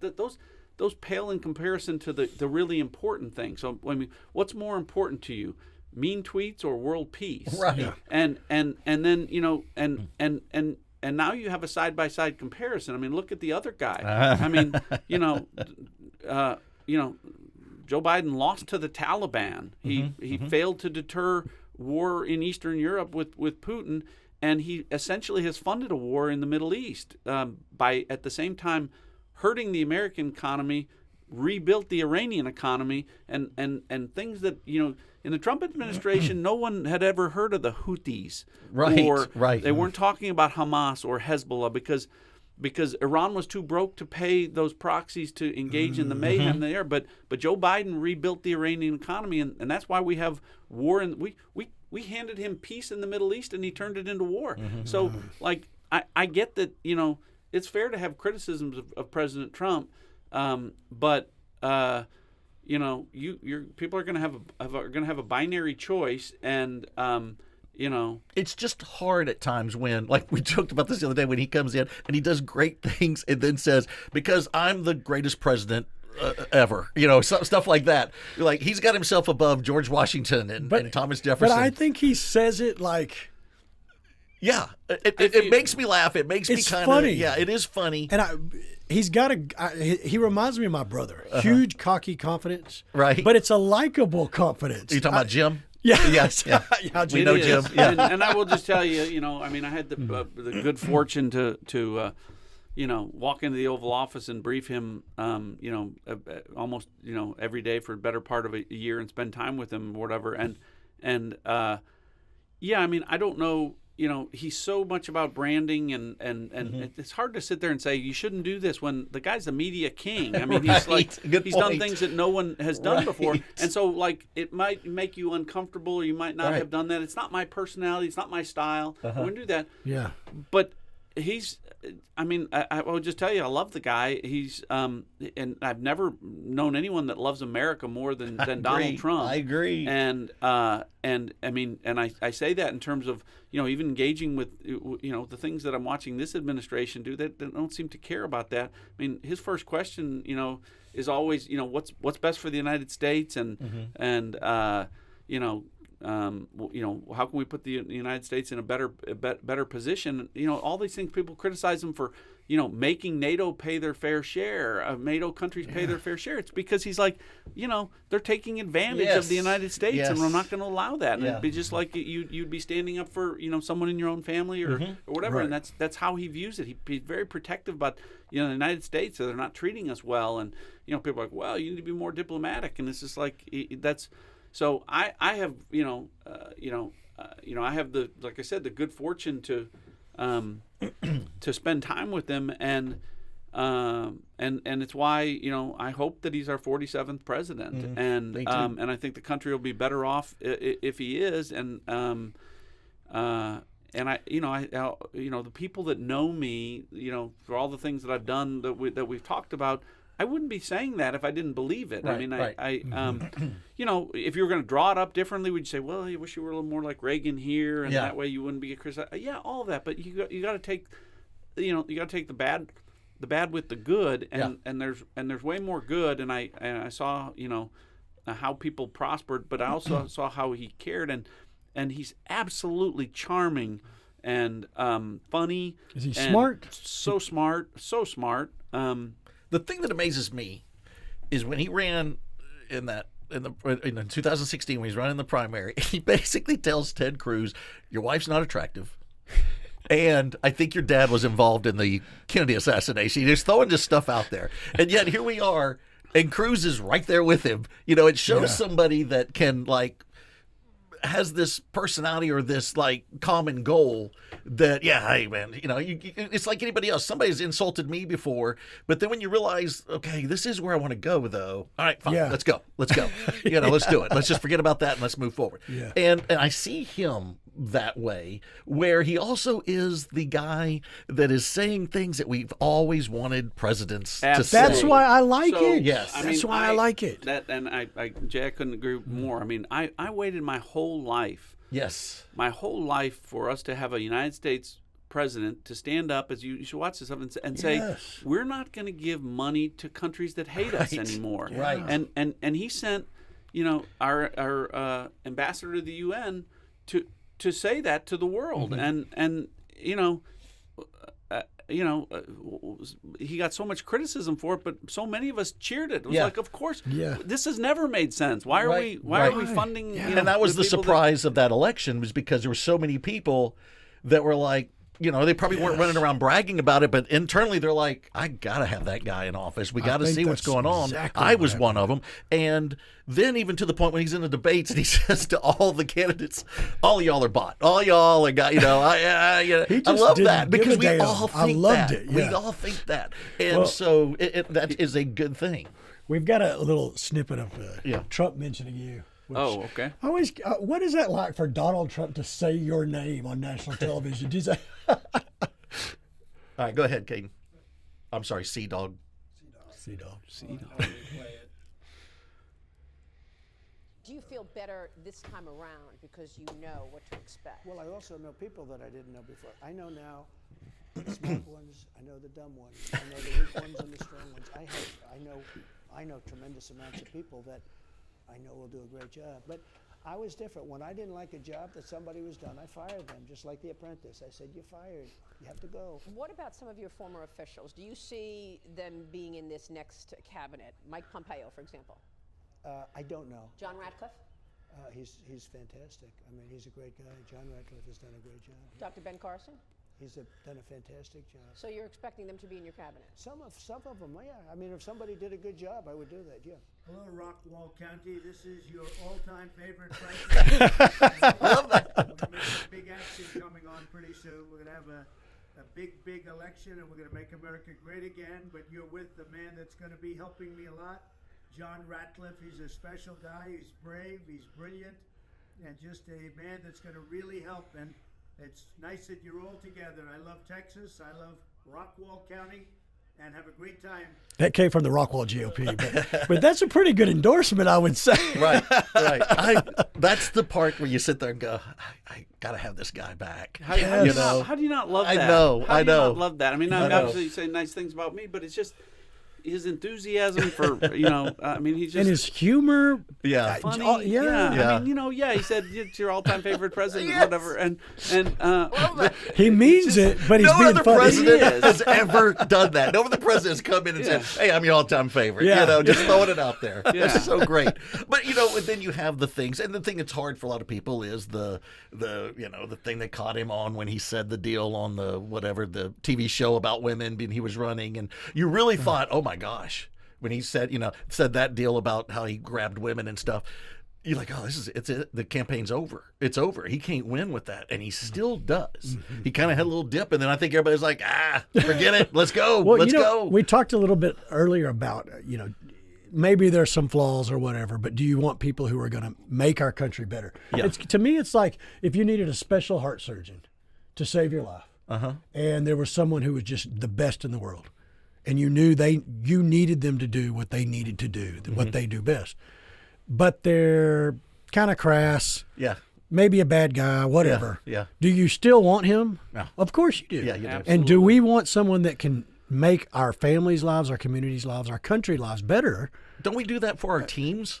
Like when your quarterback, your quarterback has these flaws, but if they've led you to a Super Bowl or they're doing, it's okay. It's all right. That's all right. That's okay. Remember when Jimmy Johnson was coach and they were like, people used to get on him. He wasn't a good family guy. He had divorced his wife and he wouldn't run his sons a lot. And I remember thinking, but I hate that for their kids, but I'm glad he's coaching our guys. Well, I mean, you're not, no one's asking Donald Trump to be your Sunday school Exactly. teacher. Exactly. And your point is exactly right. And, and I can represent that, I mean, being in the Oval Office is easy. I mean, world leaders, you can call it respect or you can call it fear, whatever you want to call it. But the fact is, things are happening in the world today that weren't happening when Donald Trump was president because he was a strong American president. As I had one foreign, one of my intelligence counterparts from a country that is a good ally, and we were talking about this, and he said, all of this stuff is happening because, we don't have what the world needs, which is a tough son of a bitch in the White House. Right. Exactly. And Right. and we used to be that. So I see it so clearly, and I think people see it so clearly now, because there is a side by side comparison. You can see how America's on its back foot everywhere around the globe, and here even at home. I mean, it's just and it was not that way before, and I think there are more people that are starting to say, you know what, I think world peace is more important than mean tweets. And they should, and put it in perspective about what the job is, and anyone that tells you, I can, I was there in the room. I mean, I had world leaders talk about, when we took out Qasem Soleimani, President Obama took out Osama bin Laden, and that was a big deal, but it was more symbolic than anything. And the reason it was symbolic was, he had done all the, everything related to 9/11, which was just one of the worst tragedies, and that our country's ever experienced, hopefully ever will experience. But by the time he was killed by our special forces, he was living in a cave. He had no operational control. Al Qaeda wasn't a threat to the United States in terms of pulling anything off, and he wasn't even able to communicate with his own people. He was on the run. He was whatever. Qasem Soleimani was the mastermind, of all of the terrorism, an architect of everything that was going on in the Middle East, responsible, for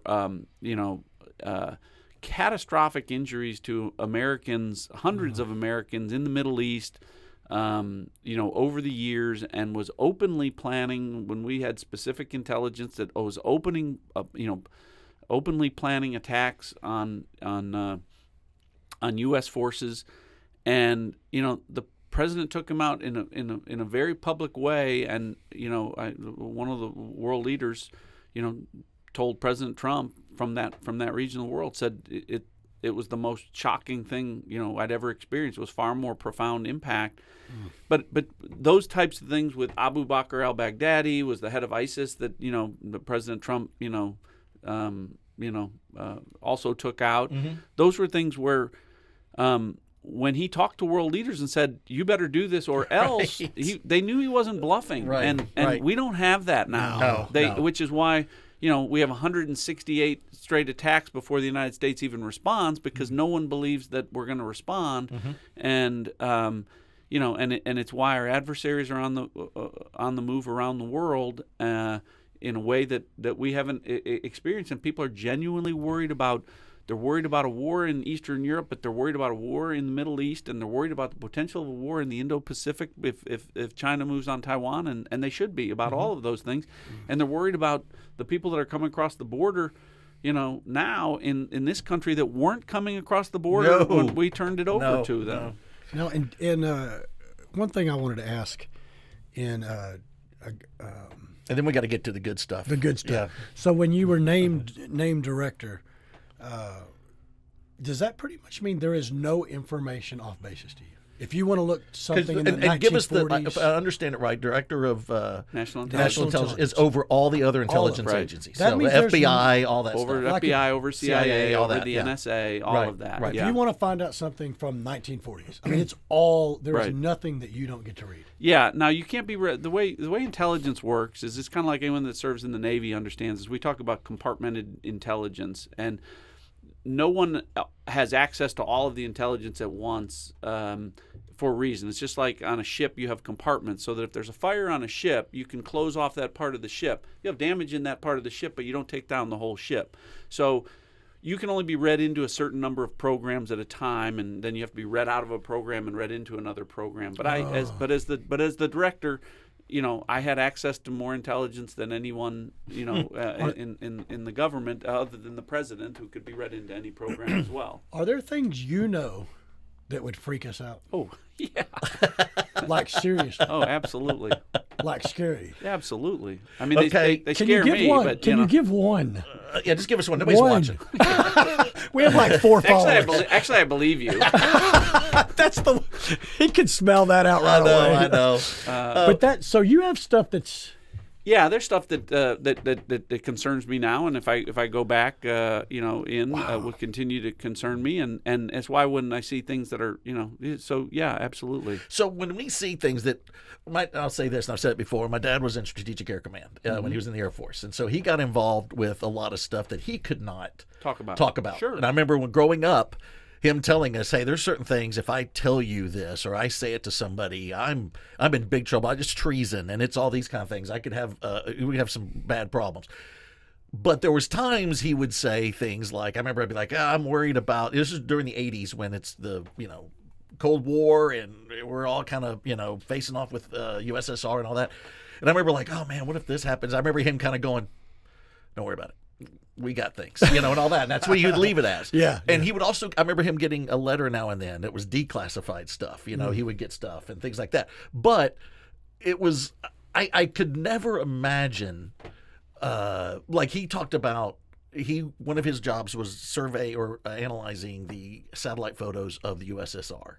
And he knew stuff in the USSR. And I remember him joking around going, hey man, I've never been there, and I can probably tell you how to get to any location in the USSR as far as much stuff as we've looked at. So, but he would talk about, I always ask him, is it hard for you to keep this? I mean, do you worry about slipping? Do you worry about saying things like, even in your sleep, and all that stuff? When you and Michelle are sitting there, not talking Bluebell, and do you ever say something like, I do. We have silos in Turkey or whatever, something like that. So you do. You have to be careful about that. I'll often pause when people ask me a question, and I'll pause and think, okay, has that been declassified? If it's not been declassified, how can I talk around it that in a way that I'm not revealing information that is either at the secret level, top secret level, or TSSCI or whatever, and because you don't always know exactly where the lines are on some of that stuff. So I always try and err on the side of caution. But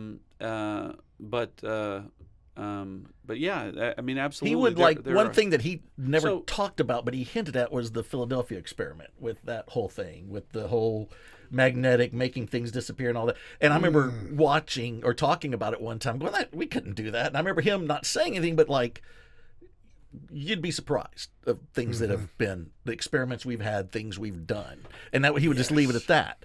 And so that's where you're like, oh my gosh. So that leads me to Area 51, and I want to know about. I knew we'd get to aliens. It's funny. Yeah. I mean, it makes you laugh, but let's watch this. I mean, it's Fox News, so it's it's legit. news. So you.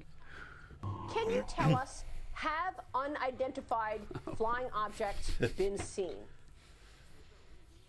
Well, sure. We have lots of reports about what we call unidentified aerial phenomenon. And this actually is a program that's been in place for a few years in terms of a task force that has been there under the National Defense Authorization Act. But as you correctly point out, Maria, there's now a report that will be issued by the Pentagon, by the Secretary of Defense and the Director of National Intelligence. I actually wanted to get this information out and declassified before I left office, but we weren't able to get it down into an unclassified format that we could talk about quickly enough. But frankly, there are a lot more sightings than have been made public. Some of those have been declassified. When we talk about sightings, we're talking about objects that have been seen by Navy or Air Force pilots or have been picked up by satellite imagery that frankly engage in actions that are difficult to explain, that movements that are hard to replicate, that we don't have the technology for, or traveling at speeds that exceed the sound barrier without a sonic boom. So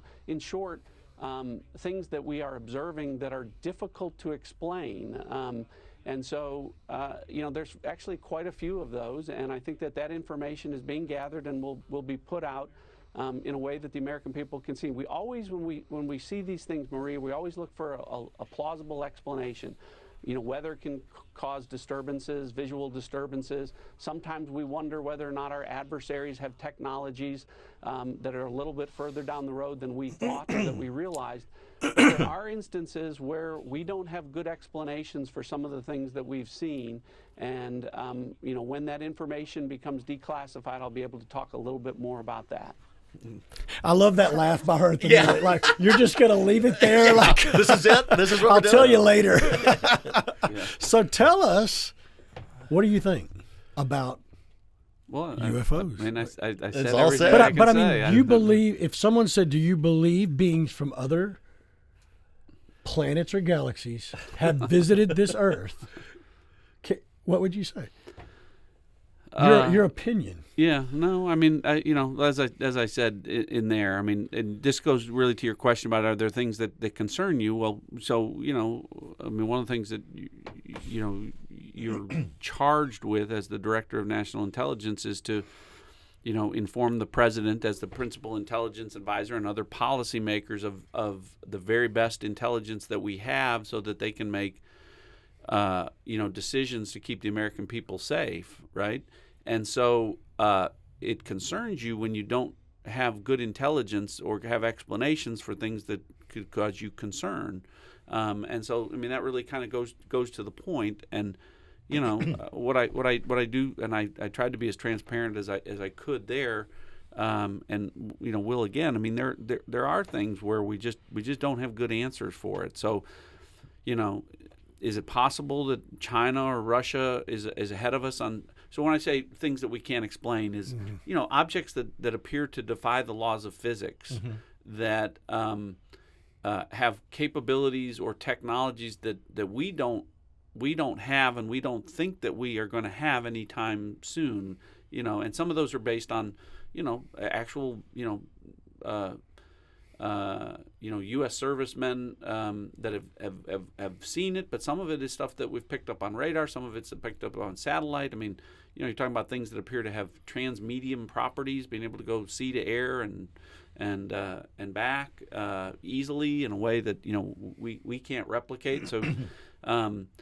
So you're looking for explanations, and sometimes you can come up with, okay, well, it's possible that there was nature can do funny things, natural phenomenons can happen, weather can cause certain things, and sometimes we could say, well, it's possible that so and so is ahead of us in this kind of technology or this area, but there's just a whole bunch of things where we don't have an explanation that would explain what was that, and why was it able to do that or appear to be able to do that, and it's not one of our black programs. It's not a black op. Okay, and that's what I was going to ask. Where, I mean, it's always possible that there's something that is going on that you're not aware of, but it's not supposed to be, and you can ask. But I made that public. The fact that I was the first one to say that we have a UAP.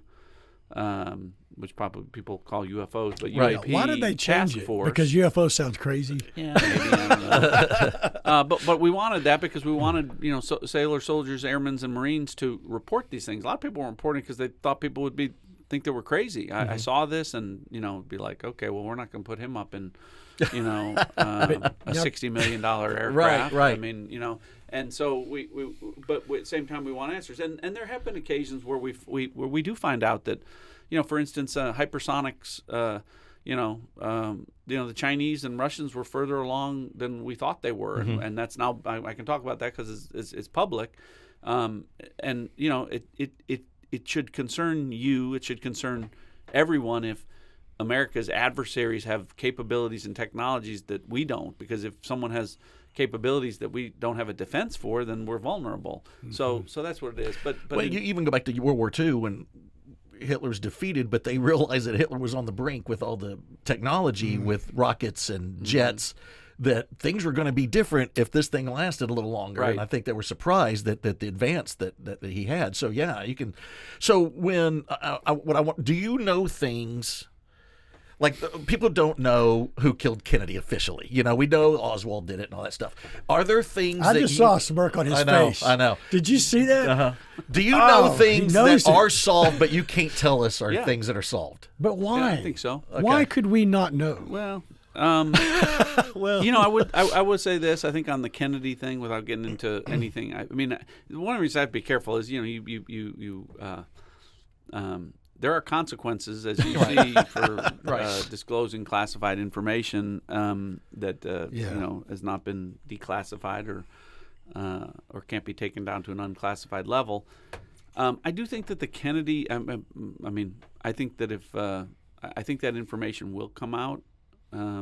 It's supposed to be like 2035 or something. No, but was I mean, official. I think there were. Again, I can't get into certain things, but President Trump considered it and came very close to Yes, he putting did. it out and talked about it. But then at the last minute did not put But then some did out. not, and Yeah. there were reasons why, and that's something I just can't talk about. Right. But can But you say I that think you? it. But I think it could. I think he could revisit that. I think he. He certainly would be available to revisit that. And so there are things like that. So you know probably what happened. I was going to say, there. do you think you know the whole story? Just that's the yeah, I think I do. Oh wow, that is so cool. All right, so that gets me on to the next question. All right, I've watched both National Treasure movies. I consider them documentaries. All right, so in the second one, there's the Book of Secrets in the library. Have you seen these movies? I haven't. Oh, you haven't? How do you not see these? These are great because you would sit and laugh at them, and it would be so funny. But there's there's a scene where the whole second movie is about there's a Book of Secrets that every president gets, and he has all the answers to all the questions, and it's in the Library of Congress. There's a special thing, it pops down, all that stuff, and it has all the answers to everything. So that leads me to this. Do you watch a lot of movies? Do you what are some of the movies? I mean, do you a I big do watch movie movies. guy? I'm not a big movie guy. Okay. I like some people are because I don't like lots of different kinds of movies. I mean, I pretty much only like action and adventure movies. Okay, so like comedies. Yeah, some, but Some. I mean, we talked about Caddyshack, Yes. and those kinds of things. Those Fletch, things. you Yeah. know, I love Fletch. rom-coms. no. I can see it. Bollywood. So, curled up with yeah, I don't. I mean, any of that stuff. And I asked Justin this when he was here, Justin Holland, and you're way, Justin was like, well, I asked him about political movies, but not historical ones, but like ones that are, fiction, but they have these scenarios that this could happen kind of deal. Do you ever watch those and say, come on, man, that's no way? Or are you pleasantly surprised sometimes? Yeah, and I go, don't mind that. I Yeah. mean, it's fun. I mean, it doesn't have to be realistic to be. It's kind of funny Good. to Okay. see different things. It doesn't ruin those movies for you. Yeah, I mean, and sometimes it's fun when they talk about things that you're doing. I mean, so like, I don't know if, not to be a spoiler, but the last Mission Impossible movie, the villain in it is the director of national intelligence. Right. Okay, great. Okay. I'm moving up in the world. Yeah, That's so cool. So you watch the Mission Impossibles and those deals? I do. I really like Tom Cruise movies. Me too. I mean, I got to tell you, my favorite recent sort of movie is the new Top Gun. Top Gun Yes. Maverick. I mean, I can watch. I mean, United States wins. I can. It's an old I can, school I good can watch American that. movie. Yeah, I mean, it really is, and it's and part of the reason I enjoyed it so much. I mean, it just not everything in it was realistic, right? Of course, but it's just. So often Hollywood won't make the United States the good guy, Right, And right, and the right. messaging, they have to work in all of the subtle stuff or whatever. And I the social engineering that they want to do, and it seemed if it's in there, it went over my head, and it was just sort of like, this is the kind of movie that I like. So those kinds of things, but I like any kind of I do like. I will say I do like things that are spy movies and things Yes, like that's that. what I was gonna get to. Yeah, I mean and sometimes you can just because you appreciate, you're like, okay, they must have talked to so and so because they Right. wouldn't know that Right. unless they talked to so and so or someone within this particular So you if will they were watch in it and see. if they were in they had to talk to someone in CIA clandestine services. There's no way they would know that. Okay. And that type of thing, and I'm able to see that and even think That's like, funny. okay. That's so funny because I can't imagine. There's probably times you watch it going, "Whoa, they got pretty close on that one." Whoa, where did that's they pretty hear good. that? Yeah. I got to go But sometimes back. they get good with terminology, and sometimes they do a good job with those kinds of things. Maybe and, some and- consultant. Because you watch, like, if you have a friend that's a doctor and you watch any of these movies, they're always like, no, they wouldn't do that. You don't say that. That wouldn't happen. Yeah. Yeah. My dad was like that with a lot of these things. Like, no, we would never have said that or do this. But he still enjoyed them like you were. He was like, but it's fun. It's Yeah. fun stuff that, you know, like the Top Gun one when they're, the very original Top Gun, when he's flying upside down and Oh, giving yeah, him the finger. above the- I'm pretty sure that Great that's, scene, though. yeah, it is. That's outstanding. I want to go back to the alien question because you skirted me. Yeah, I did. Your opinion, if you had to guess, has a creature from another world ever been on this earth? I I don't know. But you won't give it a You're not getting it. You You're won't not give it getting your opinion without. That's a no. I don't know.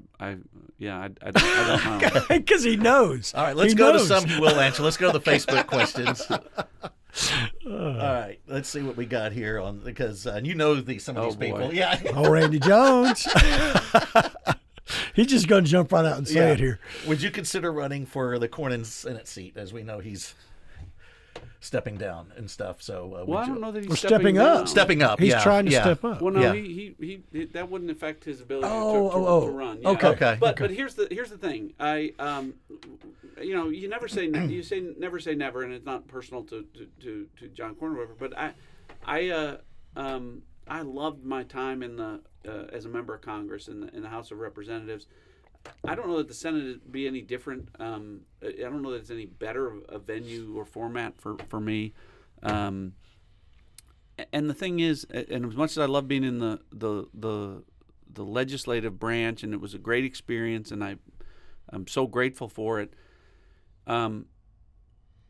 Being in the executive branch as part of the national security team, as part of a president's cabinet, is different. And now that I've experienced that, I wouldn't go back to the legislative branch, I don't think, because by design it's difficult. And so you can be the most powerful senator, you can be the most powerful congressman, most influential, most well-liked, whatever. Your ability to get things done is somewhat limited by who controls the other chamber, who controls the White House, all of those things. And then again, that's by design. It's supposed to be hard to make laws and change laws and do all of that. But when I moved to be the director of national intelligence, what I learned was all I had to do was walk into the Oval Office and convince one guy to let me do something halfway around the world, hypothetically, to take a really bad person off the planet, or take a anyway to do things. That's where you said you have to think Yeah, before all of a sudden you had the filter came in. I'm just wanting Well, something to hypothetically, if someone was trying to, to take a nuclear, facility offline that you didn't want to come online, those kinds of things that were in America's interest, again, hypothetically. He's careful. But the ability to do that and literally then to work on the operation and maybe, some period of time, 6 weeks later, it's done, and have a profound impact on our men and women in uniform, that are in that part of the world. And by I say profound impact, like improving, our force protection and our, their safety and security and the position that they're in. Once you experience that, the idea of, going back and,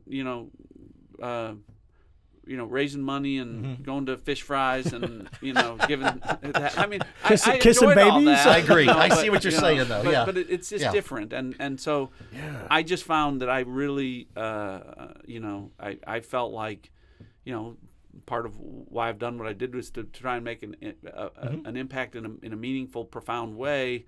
And so for right now, that's kind of where my focus is. Okay, so show Kelly Woodward's question because it's already been answered, but we'll go ahead and put it up there because that was she had asked this on Facebook. Kelly Woodward, yeah, she had the actually basically I can just tell you what. I think it's she you said. can zoom in. I don't see it. You can zoom in there. But basically, what she asked was, would you ever consider running for your former seat in the fourth? And you just answered that. No. More than likely, no. Part of the reason, like I said, it was just a privilege of a lifetime, and I love that. But I also think in terms of those kinds of things is it was by design. You serve your time and then you let someone else come and serve, and that's the way it was supposed to be.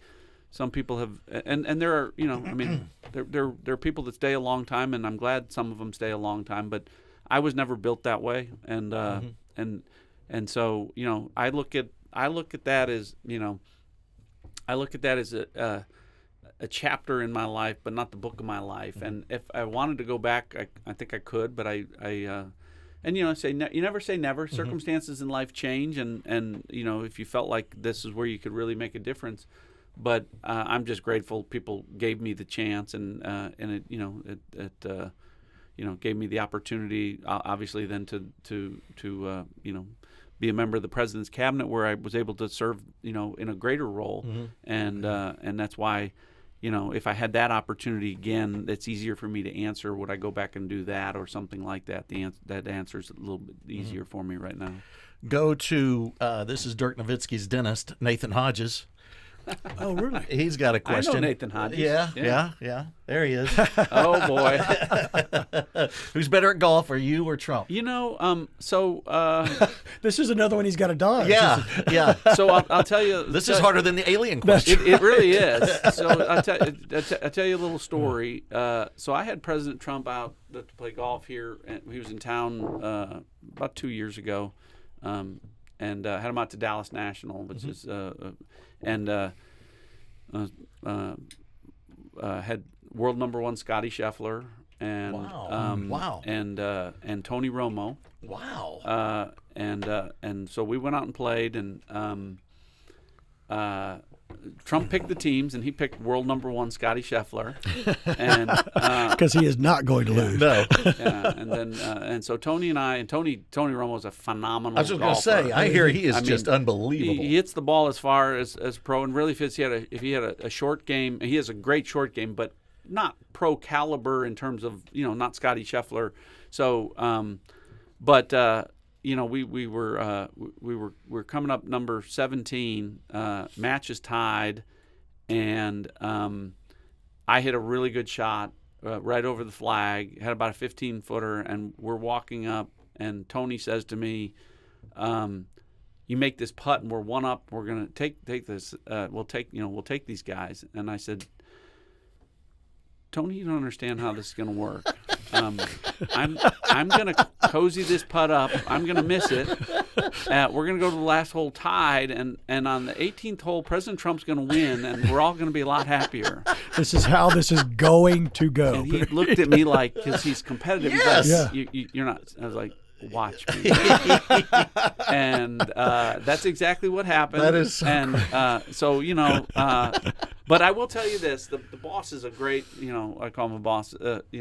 Donald Trump is a really good golfer. Yeah. Really good golfer. And Scotty Scheffler was amazed. Tony Romo was amazed at how good he is, how many fairways he hits, and whatever. We're about the same. We're about the same. All right. Didn't he get a hole-in-one recently? Did he? Donald did? Yeah. Oh, yeah. He's Donald. Really? So yeah, President Trump. He's won his club championship 9 times, I think. Oh, wow. So he's a very good golfer and loves to play with good golfers, and that's good. I've been fortunate to play with them times. It reminds me, we talk about the whole here's how it's going to go, and I'm going to miss this putt. You remember, we talked about, go back to movies. Remember the movie Mr. Mom? Yeah. When he has, do you ever remember this movie with Michael Keaton, and he gets hired, and his wife is with this company, and that doesn't sound like an action adventure movie that it's I a would comedy. have seen. It's a comedy. Okay. And it's funny as all Mr. get out. Mom. Yeah, but it's funny as hell.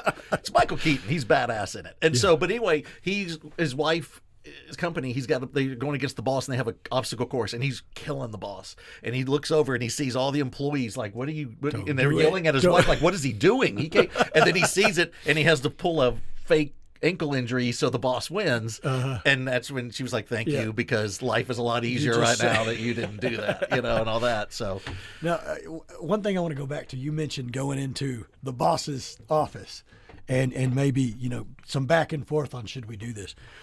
Have there been times that there's major disagreements and you push back and it's a back and forth, or if he says this, that's it? Well, ultimately, if he says this is it. But there are plenty of times where, and not myself, but other parts of his, his national security team. So oftentimes, it wasn't just me. It would be, the national security advisor. Sometimes the CIA director. Sometimes the chairman of the Joint Chiefs. Sometimes so depending on what the issue was and what we were trying to decide to do. And have different opinions on that. And there were times where the president either didn't want to do something that we thought that he should, or vice versa. And so, and there were times where he took our advice, and So he will listen. Oh, He's absolutely. open to listening. Because I think many Absolutely. probably think he would. Yeah. But again, he is the president. At the end of the day, Yes, he's the yes. commander in chief, and It's the on job him. is to inform him, give him the options, and walk through all of that. But then argue it. But so. And and these things aren't. There is no. In many cases, no one. You don't know the. The right or wrong answer ultimately, and what the consequences may be. But I would just tell you, his batting average is phenomenal. He's an all-star hitter in terms of making the decisions. Because I can walk you through a lot of the things. So we talked about taking out Qasem Soleimani.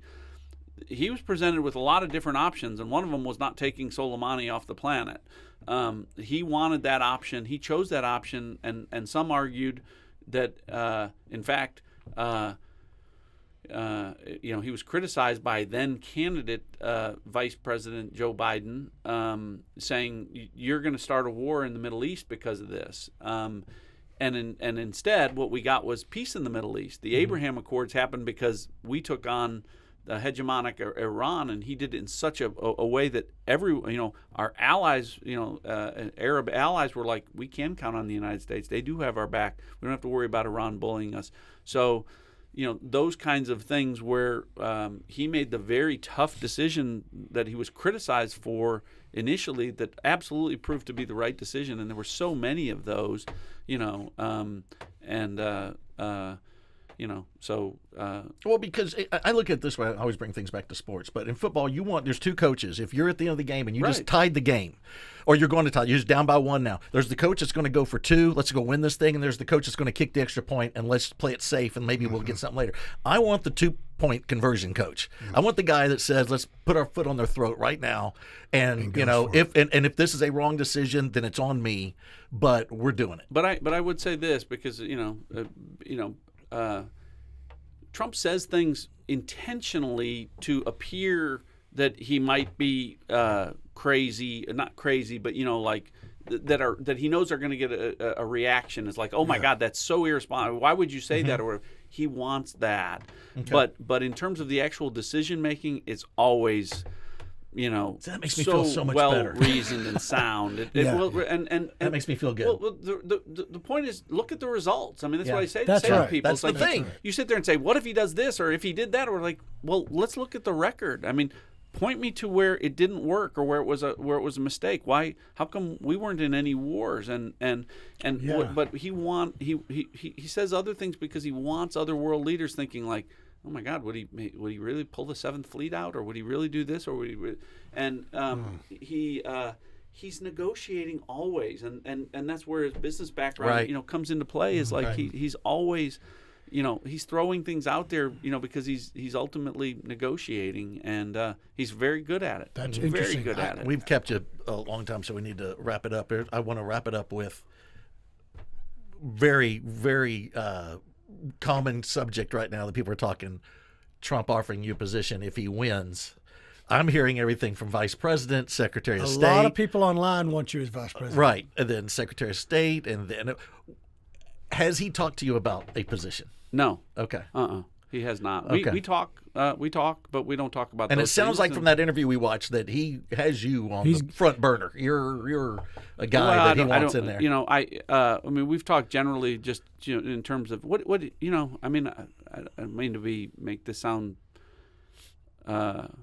hyperbolic, but what he believes and what I believe is that we've got a country to save. That there's a country at risk. That things are happening in the world that weren't happening when we were there before, that wouldn't be happening if we were still there, and that and so it's kind of one of these things, like if the president, it's like people ask, like, well, you were in the safest seat, you could have been in Congress forever, and you go in to be the DNI and you're only there for a year or whatever. I was like, when the president of the United States asks you to do something, my reaction is you salute smartly and say yes sir, and because he's asking you to serve the country in a specific way, and if you can, and it's not always the case, so I don't know, and I'm not be presumptuous, but I think you can tell that I'm able to separate the things that people don't like and maybe are fair in criticizing about President Trump versus what I know in terms of a man who is who was the president and the results of his presidency both from a domestic policy standpoint, but also as a commander-in-chief of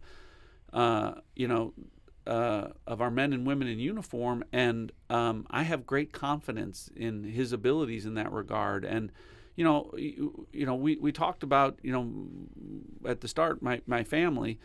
I have a daughter that's going to graduate from the Naval Academy. She's going to be commissioned as an officer. Very proud about that. But I will tell you, I'm also a little bit terrified about that, because for all of the things that I've been able to do, there's nothing I can do to prevent the fact that for the first 6 months of her career as a naval officer, her commander-in-chief is going to be a guy named Joe Biden, who I think has put our men and women in uniform in harm's way literally everywhere.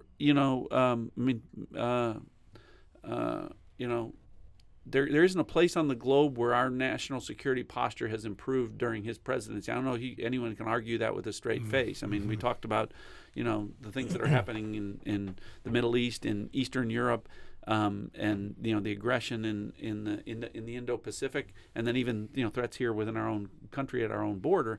Those kinds of things. But so the point is, I want a commander-in-chief that is, one that's respected around the world, and who other world leaders, know will put America on its front foot, not on its back foot, where spy balloons won't fly over the country for 8 days where we watch, and where we'll be attacked 168 times with no response. I mean, those things weren't happening. They shouldn't happen. Yeah. And so, if the president asked me to play a role in helping him, put America back on its front foot, my thought is that I'll probably salute smartly and say yes, sir, and let's roll. When was the last time you spoke or were around Biden? It's been a while. As you probably guess, I'm not the Biden administration doesn't invite me to the White House, and and we know Biden won't remember. Yeah. Well, I saw you last week on Fox talking about his age and all. Yeah. There were some transcripts and all of that. Yeah. So the Robert Hur interview, and those are things I wasn't there, but Robert Hur wrote a report about what he observed, and it wasn't just one place. It was repeatedly that I'm even though this gentleman is violated the elements of the Espionage Act and national defense information, in terms of how he retained it. But I'm not going to charge him because he's essentially non compos mentis, and I think people, I'm not a doctor, but I see what I see. I think all of us do, and we all do, and people joke about it or whatever. But when you realize the gravity of what's at stake there, it does make you wonder who's making the decisions about the way the Constitution works. Is it's all power in the executive branch is vested in a president. It's not vested in a president's cabinet. It's in the president. And yet here, many of us believe that this president isn't the one exercising that discretion, that other people are making the decisions, and that's not the way it's supposed to work, and it shouldn't. And that's why. Who do you think are making the decision? Well, I think it's the national security team around him, and it's people like Jake Sullivan and Anthony Blinken, the Secretary of State, the National Security Advisor, other people there, and I will just tell you, if they are, they're doing a colossally terrible job, because again, we had peace in the Middle East, now there's war. Putin apparently lost his appetite for aggression against Ukraine for the 4 years that Trump was in office. Right. Had it before, had it after. Gosh, yeah. The Chinese are doing things that that they weren't doing in our administration and wouldn't do, because again they respect a strong American commander-in-chief. Well, I think also we've all had family members or people we've known that have had what it looks like Biden has, if it's, whatever you want to call it. Some sort of cognitive Yes. decline or impairment. And you see it in his steps and the way he moves and all these things. And that's the hard thing, is that even the people, everybody and the knows. things that he says, confusing, Yes. Egypt and, Yes. Yeah. Those kinds of things, and not just, and then you hear the mainstream media say, well, he's got a stuttering problem. And it's like, okay, well. Lame street media. But it I wasn't, love that but one. it wasn't like that before, and you don't have a history of that that he had before, that now all of a sudden it's here. I mean, things he's saying are just off the grid sometimes. It doesn't make sense. He never did that before that I remember when, and so that's the thing that's really hard to deal with. No matter who it is. If it was a Republican in there, I would feel the same way. Like, okay, this guy, we got to get somebody, we got to do something, because this is not a guy that's all there that is in the most important position, so anyway. One of the things I want to go back to, you mentioned that fear of failure kind of drives you. I hope that you have been able to take time to realize what you've done for this country, what you've accomplished, and know, I think a lot of people, myself included and Billy included, are very proud of what you've done for us. So it's nice of you to, say. That's why we wanted you here, and Yeah. that, and for me to settle that whole logo dispute. But it's not over.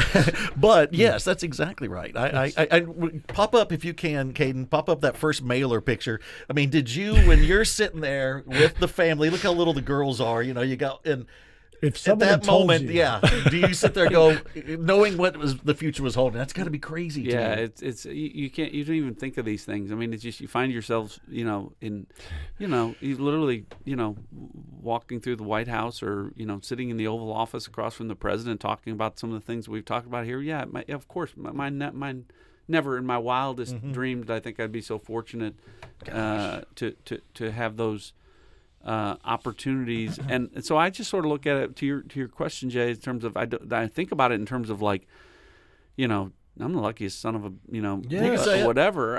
you can say that because it's true. And so it's more from a gratitude standpoint, not from a I don't think of it in terms of accomplishments. I think of it in terms of, like, wow, how fortunate and grateful am I, why me? Why have I had these opportunities? And but also, because we talked about, it's like, also, it's not like, okay, well, that was great, so now we're done. It's like, if could I have a profound impact going forward? Is there a way I could be, I want, it sounds so cliche, but we want our kids and our grandkids to enjoy the things and the freedoms that we have, and I think people realize that we've taken some of that for granted, and it's not guaranteed. We've been the greatest country in the world for our lifetimes, but we have other countries that are challenging us now, and we have threats from within, the people that don't seem to love the United States. And I think they seem to want to be going on the negatives way more than the positives. And when you get, and the one thing I think America or the United States is at a disadvantage with a lot of other countries is we're so focused on, and I'm not, but I think a lot of people are, the whole DEI thing, or like, oh, we got to make sure we have a woman here and this minority and this, when we're not getting the best people in positions. Right. And I think there's a little bit of and it's been so frustrating, but don't you think that the pendulum is swinging back a little bit? That's what I was getting to. Yes, I feel like, and I think that. that's what helps Trump, because I think there's a lot of people going, you know what? Yeah, when he was in office, I was frustrated as all get out with him. But I sure wouldn't mind having him back and getting us back on the doing road. his job. Yeah, and doing his job, because I think we've seen the other side with Biden and this whole woke, or whatever you want to call it, experience, and this, what they're doing. And I mean, it bothered me tremendously when Biden was running and they said, who's going to be your vice president? And he said, well, it's going to be a black woman. Like, didn't even consider qualifications or whatever. It's like, well, I'm going to go pick this person just based on race and gender. Well, I feel like that's a racist statement in itself. Right. I mean, really, if you want to break that and so down. those are moments where, you know what, if she was the best one, sure, go get her. It's like anything else. Well, she wasn't. No, she wasn't. And that's don't it. think so. No, not at all. And so, I mean, even now you sit there and look at her, and not to keep bashing people, but you're like, oh my gosh, that's our vice president, you know. And if something does happen to Biden, we're not in any better shape, you know. And so it is just very frustrating. But I do hope that you know, Trump, when he does get the nomination and get this whole ballot crap settled and everything, I feel strongly that he's going to do well. I think there's a lot of people that you probably 4 years ago wouldn't have said that they would consider him, that are considering him now, or definitely voting for him now. And I hope you better be a part of that team, because that makes us so much better too. I think you will be. Yeah. Do you consider yourself a religious man? Yeah. And how does that play in when you're doing your job? Well, how can you not have faith in terms of, like, everything I've talked about in terms of, you know, Especially when you know there's aliens out there. hit rewind. Pretty sure I didn't say that. But no, it plays a huge part. I mean, it just it plays a huge part in what motivates me, and and I give whatever success I might have had to that. I mean, that's just you have to believe strongly in things to do well at things, right? And I would think that would help with the weight on your shoulders. Yeah, it does. Well, it makes it realize that you're the vehicle or the vessel to do these things, and I always look at it from that same standpoint. Like I've talked about, it's like I always looked at that when I was in Congress and whatever. It's like, your actions count for millions of people, and around the world. Yeah, and so and how can you not there not be a spiritual aspect to that? And it's just it gives you the strength to, it gives you the strength to perform in circumstances where you might otherwise not be able to if it was just about you, right? But you realize it's like, I have to. I mean, it's like there's so much at stake, and so where do I get the strength for that? And this is, the focus to focus on the mission at hand, and not on the fact that you're on a high wire, 10,000 feet up in the air with everyone watching. I mean, that's not, if you're thinking about that, you're not going to perform well. That's true. Yeah, I always tell you, don't look down, just keep moving. And, and that goes back to, do you believe, I don't believe wholeheartedly in coincidences. I'm a faithful guy, and I know you are, and you are. Absolutely. That's a, there was a reason that you were there when Rob Whittle was putting the sign out, and there's a reason that we meet our wives, and, because I think about all of us have the same deal. Like, I met my wife through a series of these events that, if one thing would have gone different, it would have been totally different. But that wasn't a coincidence. That's God guiding us, I believe. And so it sounds like that's what you believe in. This, you're at where He wanted you to be. Yeah. Well, we talked about the difficult deal that I had as DNI at the first time put up or whatever. It's like, but you have faith, and you realize, like, okay, there's a purpose behind this. What is the purpose? And that's what gives you the strength to be like, okay, we're gonna keep fighting, and we're gonna come out ahead on this, and we're gonna come out on the other side. We're gonna win, and you knew you could take the heat. Yeah, and so it literally, and so that all of those things. Did it? You talk about golfing with Tony Romo, and obviously Trump is there, and I'm going blank.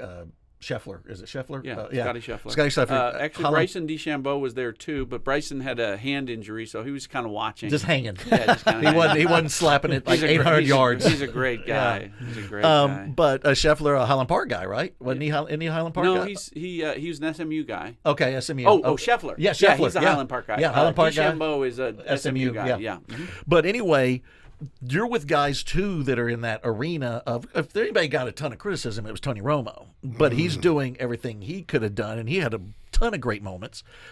But he's, and so is there a camaraderie sometimes with folks like that? That did you and Romo, or you and do y'all ever sit there sometimes and go, man, what's your worst story, or how do you take the arrows when they coming at you?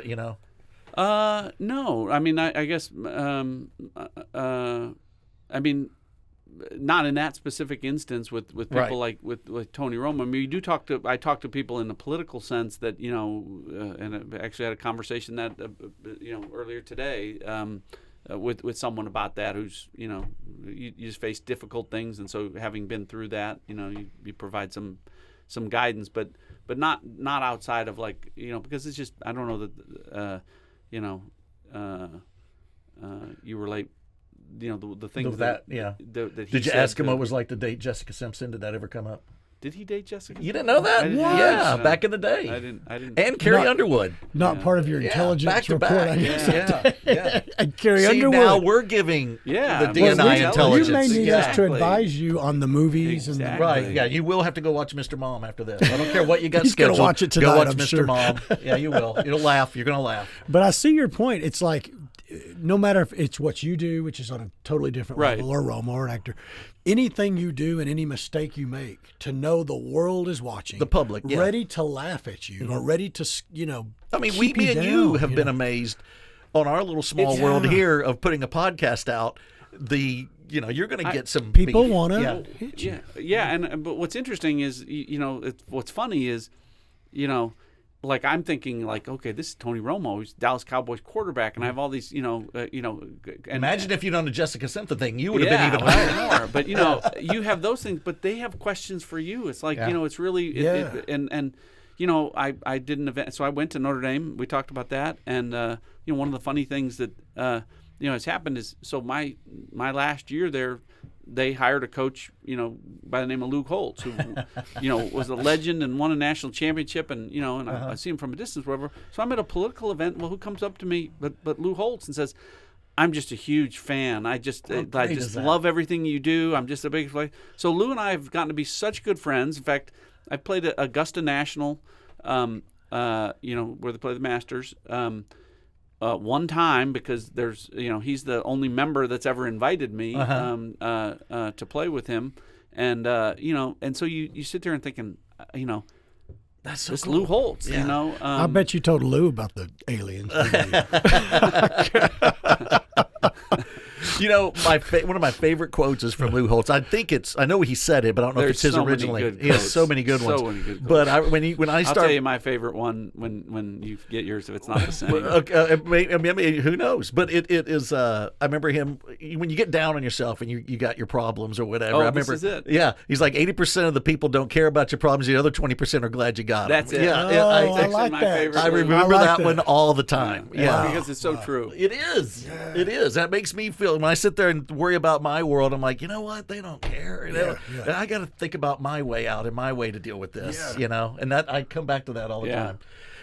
But yeah, and Lou was also the king of sandbagging. No matter who he was playing, he was like, "Oh, that's the greatest team ever. We're going to ready to play." It didn't matter if you're playing a Washita Baptist. He's like, "Nah, I don't know if we're going to be able to stay on the field with him." And then he Terriers. would just go kill them. Yeah. Even the Terriers. Yeah, the Terriers. If you're playing the Terriers, he'd be. That's. I'm afraid.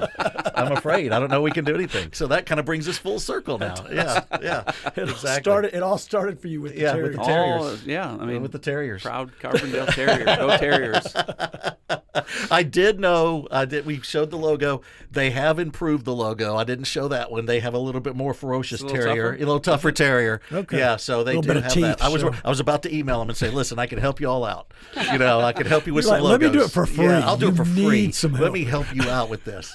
And so, anyway, yeah, man, can't thank you enough for doing Yes. this. Oh, with this us. was fun. It was Yeah, such thanks an for having honor. me. A Yeah, true I know it was a honor little to meet different you. than Fox News and MSNBC, but it was fun to ask. We were kind of like Trump. We're asking the questions or we're saying the things everybody else wants to ask you a lot of times, and so it's always great to see you around town. We saw you at Zanata's a couple weeks ago, and I kept worrying about he's rarely home, and so when he's home he's having dinner with his family, and I don't want to come in there and go, okay, let's talk podcast. Do you get do you get bugged a lot? Not at all because it's people are so nice. They're so nice, and when they come up, and I appreciate it. It's just so often, particularly here, it's just people. It's Grateful. when I'm home, it's just like thank you for what you've done. I mean, just it's uniformly, unfailingly kind. That's not the place, not everywhere. I go other places where I'm in airports where people aren't fans, and you get that too. So it's not like I could imagine. Right. Not everyone. Now, not being, everyone's a being fan. recognized that we got it before we go. I want to show you. We did have somebody left a comment for you on our Facebook. They Oh, said, I that's thought funny. this was a post for The Office because Oh, we my put up God. a picture there. No, put the first one. Do the first one. So There you here's go. what we posted. This is where we. So questions for John Ratcliffe, and people were like, "Is this The Office?" And there is a big. Have you heard this before? Oh, so many times. Okay. Really? That's so many funny. I times. mean, I yeah, get it that all could- the time. You know, in fact, Trey Gowdy, who I served with, and is a good friend. He always is like, "Oh yeah, get the guy from The Office here." When people come up and say something nice, he goes, "You know, the only reason they said something nice was they thought you were the guy from The Office. They have no idea who you are." I get that a lot though too. People think I'm George Clooney, you know, and I'm like, Oh, no, yeah. I'm not. You have I'm to- just an you have average to- guy, you know. So I feel your pain. Yeah. But man, thank you so Hey, much. you bet. This is fun. Thank This you. is fun. It was great. So next time maybe the alien. Yeah. Yeah. We're gonna have you back because we have barely touched the surface on a lot of the questions Yes. we wanted. But once we hit like 2 hours, I I think would is when we've love been for you going. to come back. Yeah. If At you some would. point, next time you're in town, we'll go through your 2 bullshit excuses, and then we'll get you the 3rd time, and then we'll do it again. Maybe you know. Swear on a podcast. You can, yeah. Okay. The FCC can't touch us, I don't think, with the podcast. Now I can't do that on a broadcast. We may need to delete it since I represent the Rockaway Oh, Yellow the school Jackets. may not be happy with Yeah. But anyway, hey man, we can't. Thank you. You bet. Great. It's fun. All right, we'll see you next time. Thank you.